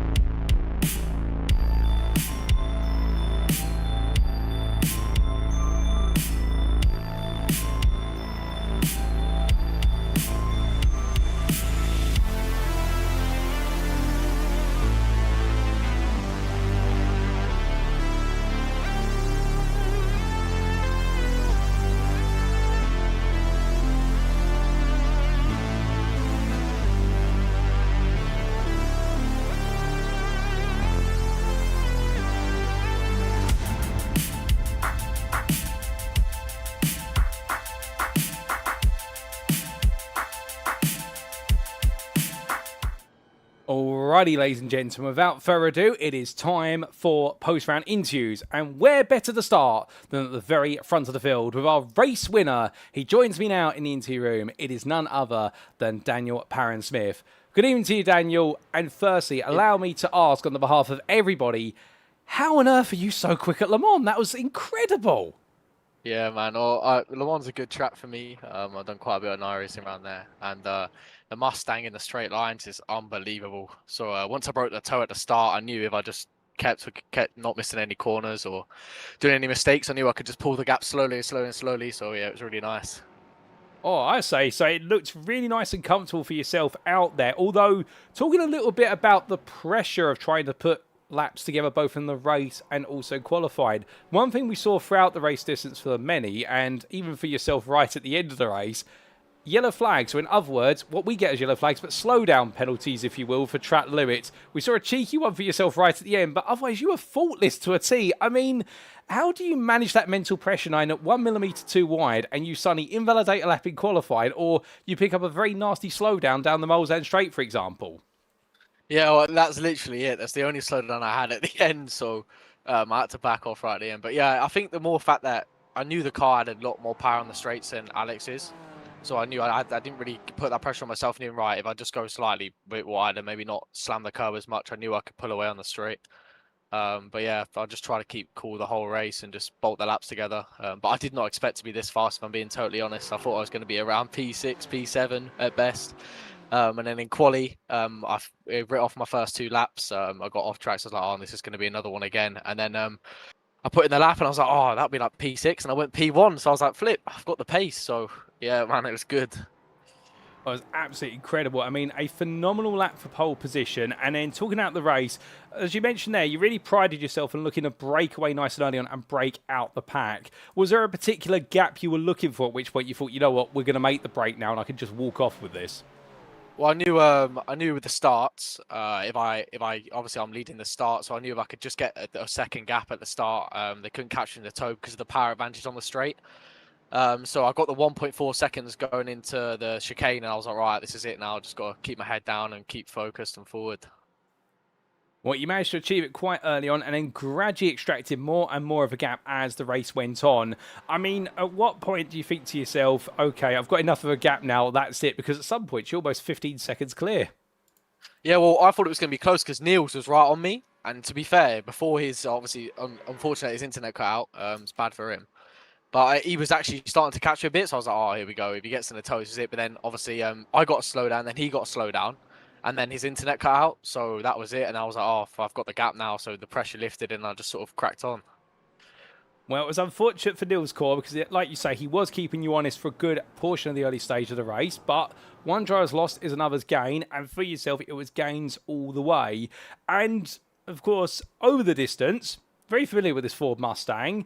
Something tells me the confidence is growing in your championship charge as we get close to the halfway point of the season.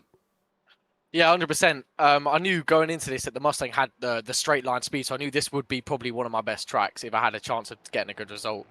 But we'll see how it goes, and yeah, I'm getting better and better in the Mustang. It's a new car, so hopefully, you know, we can charge towards this now. Obviously, Dries, my teammate, won the first round at Spa, so that's 2 wins for SRM in 3 races, which is mega for a team SRM as well. So yeah, it's all going well so far. Oh, indeed, all going well, although obviously in a week, and not in a week's time, in 2 weeks' time, let me get my head straight here, we head to the Netherlands for Circuit Zandvoort, a very tight, twisted technical circuit. Goes against the power of the Ford Mustang, but do you fancy your chances there? Yeah, I think we'll aim for consistent results. You know, a lot of it's more the team's championship for us as SRM. We really want to, you know, win the team's championship, so we can just keep putting in them top 5 results, maybe get a win there and there. It'd be brilliant. That's absolutely fair. And if we were to look at other rounds later on this season, are there any you're targeting where you're sat there thinking to yourself, you know what, that's going to be my round where I can do a Le Mans and everyone and just run away with it again? Yeah, I think the strongest, Oschersleben and Nürburgring, them 2 are definitely tracks I've done a lot round, especially Nürburgring. I've done hours and laps around there, so that's definitely one to watch. But yeah, I'm looking forward to all the other rounds. Hopefully it'll be really good. Oh, brilliant. Well, we definitely look forward to seeing what you can do in the rounds to come. But just before we do let you go, Daniel, is there any way you'd like to give a shout out or a thank you to live on the broadcast tonight? Yeah, I'd like to thank Team SRM, Andy Marston, for letting me organise all the Team SRM stuff and getting all the drivers in. Drees, Daniel, Kenzo, and yeah, that's about it for helping me with getting a good setup and getting me ready for the race. But yeah, just Team SRM in general. Thank you very much. Well, Daniel, I have to say a big thank you to you for joining me for the first interview of this evening. Congratulations once again on your first win of the season, a monster win, and we look forward to plenty more from yourself at Circuit Zandvoort in 2 weeks' time. But until then, savour the moment, enjoy, and congratulations once again. Yeah, thank you very much. See you.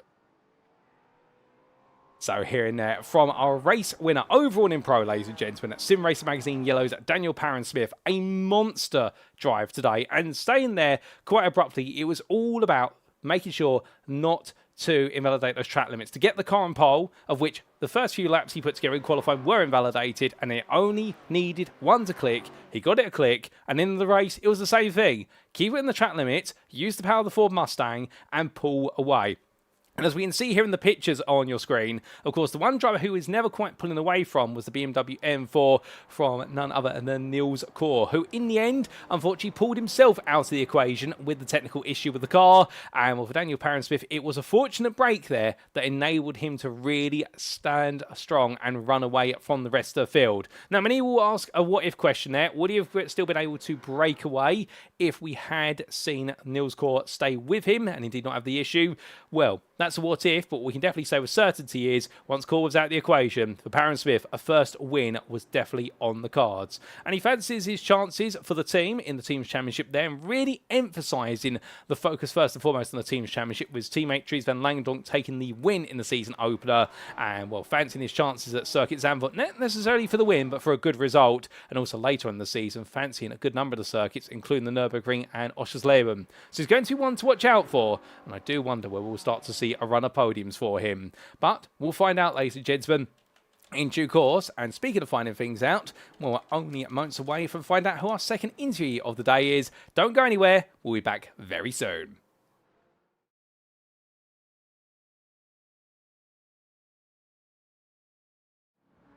And so we come to our second interviewee, and it's only appropriate we come to the second place man in this race, and he joins me now in the interview room. It's none other than Alex Garl. Good evening to you once again, Alex. And firstly, allow me to say, in the battle to be the best of the rest today, second place, it was hard fought, but you made it happen. How do you feel?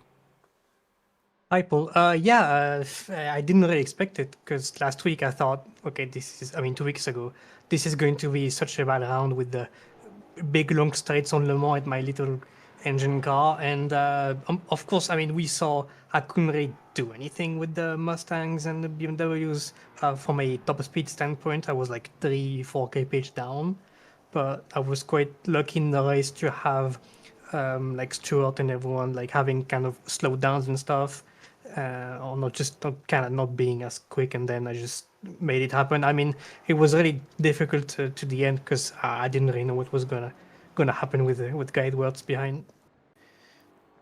Indeed, a challenging race there and a lot to think about. And I do remember 2 weeks ago in our interview after Donington, you did mention that you didn't perhaps feel as confident compared to some of your rivals because of the strengths and weaknesses of the McLaren. I mean, qualifying-wise, 5th place in qualifying, was that where you expected to be in the session?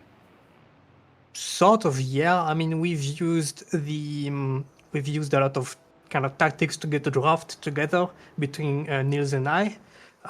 We couldn't really get everyone that we wanted. We wanted to have a big group also with Ben and Dennis Van Bielen, and we couldn't really get everyone together to make it work. But I was still able to get into the draft of Niels. And since my car is going to be like, I don't know, a second and a half slower, I just stayed a full lap behind Niels and I just got P5 pretty much. I didn't really, I just kind of made my car as quick as the front engine ones, sort of.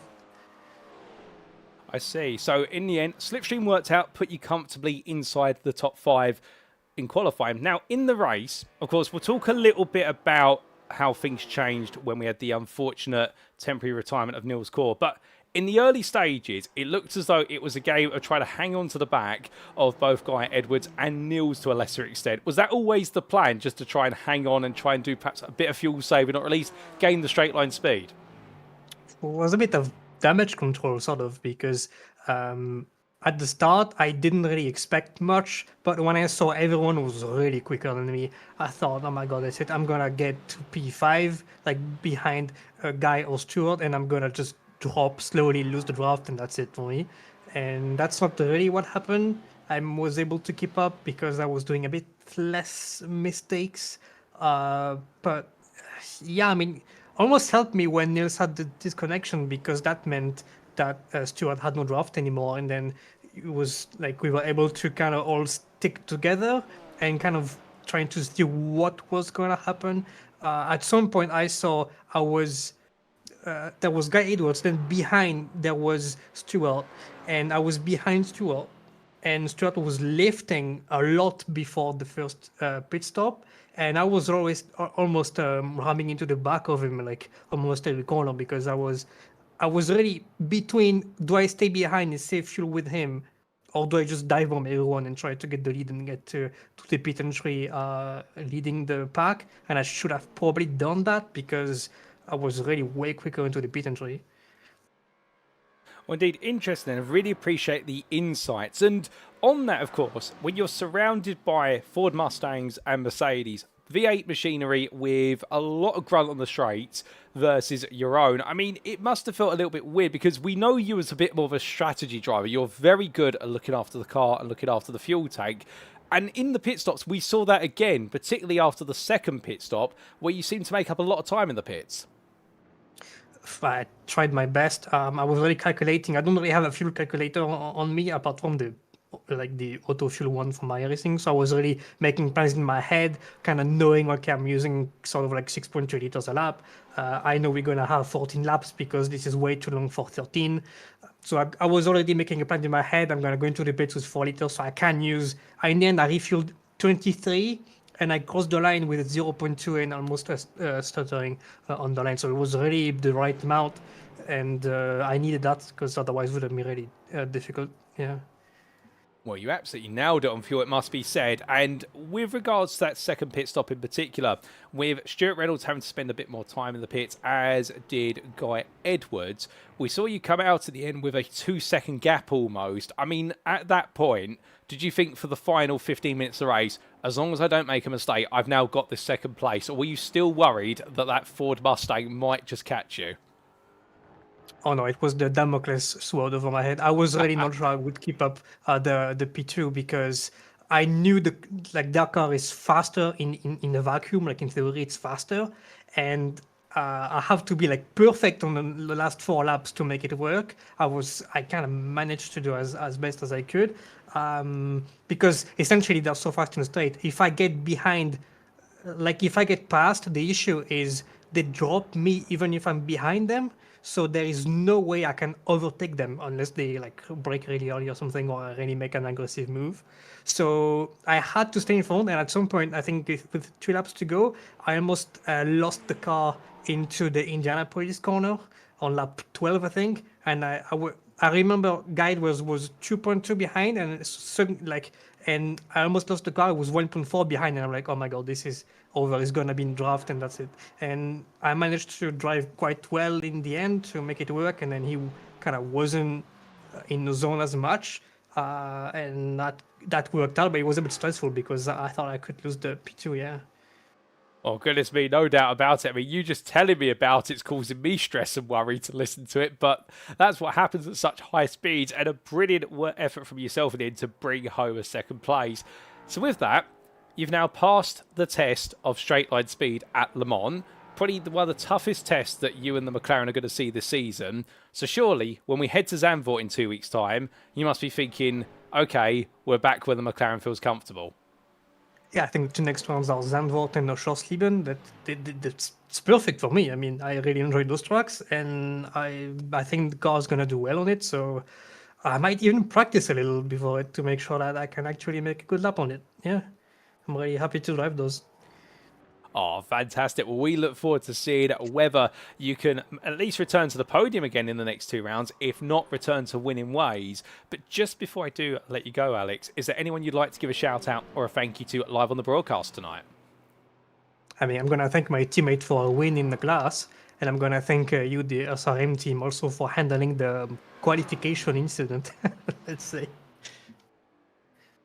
Oh, indeed. Well, with that, Alex, it's been an absolute pleasure to have a chat with you this evening. Well done once again on a brilliant drive to second place. We look forward to plenty more for yourself at Circuit Zandvoort 2 weeks from now. But until then, have a great rest of your evening, and well done once again. Yeah, thanks for having me. Bye-bye. So hearing that from a very happy Alex Gall, and to be fair, you could hear it in his voice, just how relieved he is about being able to pull off what has been a result today that has gone against expectation and the grain. Now, of course, we do have to caveat it with the fact that if we had not have had the issues for Nils Core, could it have been a third place? Could it have perhaps been a bit different? Yes, but it's another one of those what-if questions. But the reality is, we saw him qualify fifth, and mentioned in there that qualifying was all about trying to find a bit of slipstream in order to maximise his qualifying performance, and doing so, putting himself on the third row of the grid, a pleasant surprise, but one that worked to his advantage. In the race, he was surprised a little bit by the fact he was able to keep with the pack around him, keep him with the likes of Stuart Reynolds and also none other than Guy Edwards, and until the difficulties, Nils Core. And as a result, that gave him the opportunity to really start to think, you know what, a podium is possible in this race. The leader may have bolted away in the form of Daniel Parron-Smith, but he could definitely be on that podium, and in the end, he was able to move more into a strategic focus, which we know is where Alex is strongest, is when he can think about the bigger picture, and that is what gifted him the opportunity to chase down that second. And from the second pit stop, he took the place, but as he mentioned there, small mistakes put him on a bit of an edge, or referring it to as the Damocles sword, if you will, and indeed constantly hanging over his head was the threat of Guy Edwards' Ford Mustang, but that threat in the end never quite fully dropped on him. For Alex Gall, it's now back-to-back podiums and a championship lead that is continuing to increase. But we've got one more interview to come, ladies and gentlemen, and, well, we return to winning ways, and that's a hint as to who we're going to be hearing from. We'll be back in about 10 seconds' time for our final interview of the evening.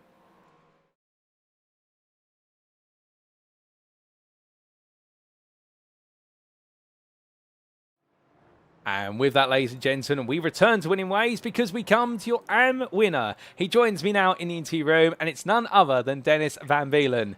Dennis, congratulations on what has got to be one of the best ways to take your first win in a series. Back and forth battle between yourself and John Bailiff over the whole distance, but you proved the better. How does it make you feel, my friend?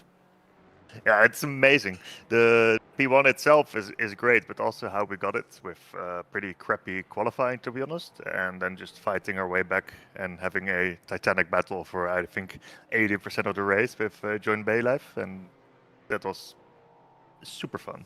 I definitely got a bit sweaty in the rig, but so worth it, especially after the win. It's a good day. Oh, 100%. A brilliant day. But, of course, it's ended on a high. But you mentioned there about the difficulties in qualifying. What went wrong? Well, so we had a pretty good strategy with two teams. So our team, me and Alex, and Nils and Ben, to try to form a draft group. Because, well, on Le Mans, you need to draft to have a good quali lap. But of course, all the teams are following each other. So with the quali being a little bit longer than usual, we thought 20 minutes is more than enough to just do a dummy, all go into the pit lane. So nobody can get our draft. And so we did an outlap, went to the pit lane. But for some reason, I must have cut something. So I was apparently driving around with a penalty for speeding in the pit lane. So yeah, that thread was completely ruined for me. I had no draft, so I had to quali all by myself. So to still, I think I qualified P5 or 6. Without draft is, well, I would say that's still a pretty good lap. But yeah, the whole strategy was kind of ruined by me getting a penalty in the quali. Oh, indeed. I mean, a nightmare moment in qualifying to have that happen to you. But the flip side of the coin, like you say, is still an achievement. And then in the race, you very quickly went to work in trying to make up that ground. And I suspect that it may have changed your approach from, okay, I just need to settle into them, to I need to get those places and get as close to the front as quickly as I can.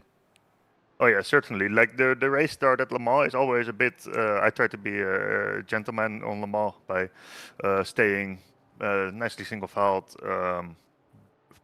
before the start finish line because it's way too tight otherwise. But after that, it was just head down, go on. I think I overtook 4 guys or 3 guys in the first lap. And then I struggled a couple of laps with catching Chris Jennings. And once I've gotten him, it was just me and John having a battle. Through the stint, I think I was slightly faster. But I think the BMW is a bit more conservative on fuel than the big slurpy Mustang. So every time we pitted, he just came out ahead again. So I had to just get back to it and overtake again. And then, of course, in the final stint, John wasn't so forgiving with giving away the position. So we had a good scrap. I think we had like 6 or 7 overtakes in that final stint. Was a good stuff. Oh, 100%. It was a brilliant back and forth. Although there was one driver who I'd love to get him in here to get his thoughts as well. But I'd love to get all 3 of you to talk about this. But with Matt Slade playing into the middle of it, the pro driver who was in amongst the AMs, how did that work? I mean, did you try to use him as a bit of a shield at any point? Yeah, a little bit. Like the first overtake was a double draft on both of them. And I speared ahead with Matt still being in front of John. So I thought, all right, if I just run away now, that's great. And that seemed to be working initially until I got the slowdown in the Porsche curves. So then I was again behind them. But yeah, like you said, I tried to use Matt a little bit, especially in the second stint. He was really close. We were swapping positions all the time. Whenever I could give him the toe instead of John, of course I would, because why wouldn't you? But yeah, John was also playing it incredibly well by just not fooling for the mind games and just driving straight on. So yeah, I tried to use it, but John was too smart for that. Well, in the end, it might have been a battle of wits as much as a battle of pace, but you managed to outrun John to the finish. I mean, it must have felt, coming through those last couple of corners, because we saw you in the end seemingly struggling to get the car stopped on the final lap. For those 4 chicanes, just take us through what it was like, because I can imagine you could see the finish line and thinking, I've just got to get it to the line. Oh, for sure. It's the Mustang is, well, as I think the others have said already, it's a beast on the straights. But after the first stint, the tires aren't really there anymore for the Porsche curves and the Ford chicanes. So you're turning and nothing is happening. So yeah, every time I'm going through the Ford chicanes, it was just do a little prayer that I'm not getting a slowdown by the car just simply not turning. But yeah, the car is great on the straight. Not so much in tight corners.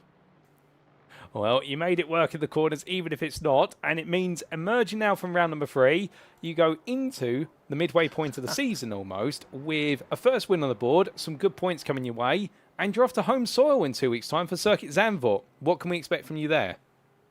Well, usually that's one of my better circuits. Last season we were at Zandvoort 2 seasons back. I got a P2 overall, which is pretty much not where I belong. So usually I'm strong at Zandvoort, but I'm going to need to do a lot of practice with this car, because if this car is going to behave the same in all the twisty bits at Zandvoort as they did here in the Porsche cars, I'm not going to reach the top 10 overall, and well, I doubt a podium in AM as well. But I'll try my best. I'm definitely going to practice for this one, because it's definitely my favorite track on the whole season.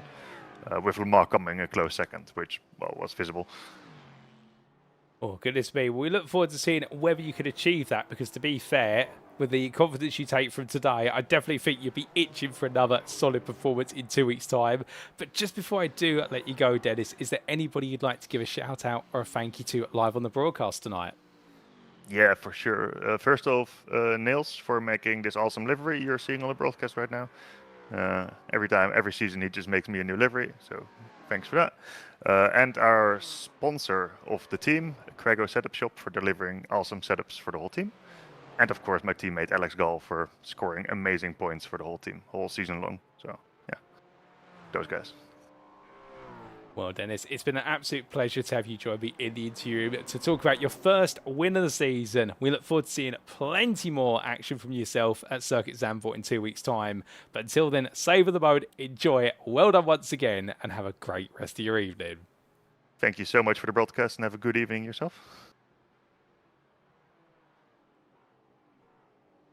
So hearing there, ladies and gentlemen, from Dennis Van Beelen, the chicane Apex Misses driver, enjoying a very strong performance today, but caveating it with the fact that it didn't work out in qualifying, and in the end, he had to find a way and to move himself forward. And to do so, well, what he simply did was made sure he very quickly carved his way through towards the front. Aided a little bit, perhaps, by the interruption of a pro driver in amongst the AMs, and that was none other than Matt Slade, enjoying a freeway scrap in the end, as we do see the wonderful moment as they made the way down towards Indianapolis on the second stint. But all the way through in the end, it was all about a back and forth between John Bailiff and Dennis Van Beelen, with Matt Slade being the pro driver who really was in the popcorn seat view to watch it all unfold. And on the final stint, it was no longer to me, to you driving. Instead, it really was all in, all cards on the table. But for Dennis Van Beelen, in the end, he managed to get the Ford Mustang just to outpace the BMW by a small margin, and it was enough to be able to seal the deal, even if he was struggling to keep the car on circuit on the last couple of laps. But that's what championship campaigns are made of. And for Dennis Van Beelen, after what's been a middling first 2 rounds, well, he finally gets a win on the board. It's an important one. And when he goes to Circuit Zandvoort in 2 weeks' time, he loves the circuit. He fancies his chances. The only problem is he doesn't fancy the Ford Mustang being strong there if it handles like it did today. But can he find a way to work around it? Can he find his way to back onto the podium once again? We'll have to wait and see, ladies and gentlemen, because it definitely will be something to be believed. But with that concludes our interviews for today, and we need to say a big thank you to all 3 of our interviewees. Firstly, of course, Daniel Parron-Smith, our overall winner today for Sim Racing Magazine Yellow, who absolutely bolted away with proceedings, and indeed did so in a brilliant manner. We then heard from your second place finisher overall of Alex Gall for chicane and Apex Misses, a deserved runner-up there, and managed to outwit and outfox his rivals, even if he didn't have the pace. And we just heard from Dennis Van Beelen, our AM driver there, incorrectly listed as a pro, but indeed he is AM driver there. But I think right now, whoever put that slide together decided to say that he put on the performance of definitely a professional in the AM class, as we do see it change to AM. And indeed, a phenomenal run there from the chicane Apex Misses driver. And it means that with that 9th place overall as well, some good team points to the team. A big thank you to all 3 of them for their interviews and their time. And we look forward to seeing plenty more from them both on the circuit and in the interview room in the weeks ahead. But with that, it is now time for us to wrap up. Thank you very much for watching, and if you have enjoyed today's show and perhaps you're sat there wanting to know more about Sim Racing Magazine, or indeed how you can be on the grid or part of the community or everything in between, well, first and foremost, you can join us at our official Discord. Invite link available on screen there, and there's never been a better time to join a professional sim racing community that puts the enjoyment and heart of the racing right at the forefront. And indeed, you won't find a more polite and enjoyable community to race as part of. We'd also like to take a moment to say a big thank you to our series sponsor, and that is none other than Oris Digital. And well, to know a little bit more about them, did you know that small teams can make a huge impact in the digital marketing and e-commerce space? And Oris Digital knows that best. With 20 years of collective experience in growing businesses through online marketing channels via the provision of services, including affiliate management, Amazon marketing, and digital strategy, Oris Digital delivers tangible results to its clients. If you'd like to know more about how Oris Digital can help you grow your business, be sure to head to their website today at www.oris.digital. That web address again, www.oris.digital. And we'd also like to take a moment as well, ladies and gentlemen, to say a shout out to our series partner, Ouroboros Watch, and their web address, of course, being www.ouroboros.com. And one of our drivers, Rob Sharp, who you've seen on the grid today, put in an absolutely brilliant performance for a season best in the AM class. Well, he runs Ouroboros Watch, which designs and markets watch faces for smartwatches running Google's Wear OS operating system. This Sim Racing Magazine themed watch face, as you can see on screen on the right hand side there, is currently under development, and Rob hopes to make it available on Google Play Store in a few weeks' time. It features a pit board that includes your race position, which improves as you near your step target for the day, a racetrack with selectable colours for each sector, and the trademark Sim Racing Magazine branding, along with other useful information such as heart rate, so you can manage your excitement level in the next Sim Racing Magazine race. If you'd like to know more about Ouroboros Watch's watch faces for smartwatches, why not head to their website www.ouroboros.com today to find out more.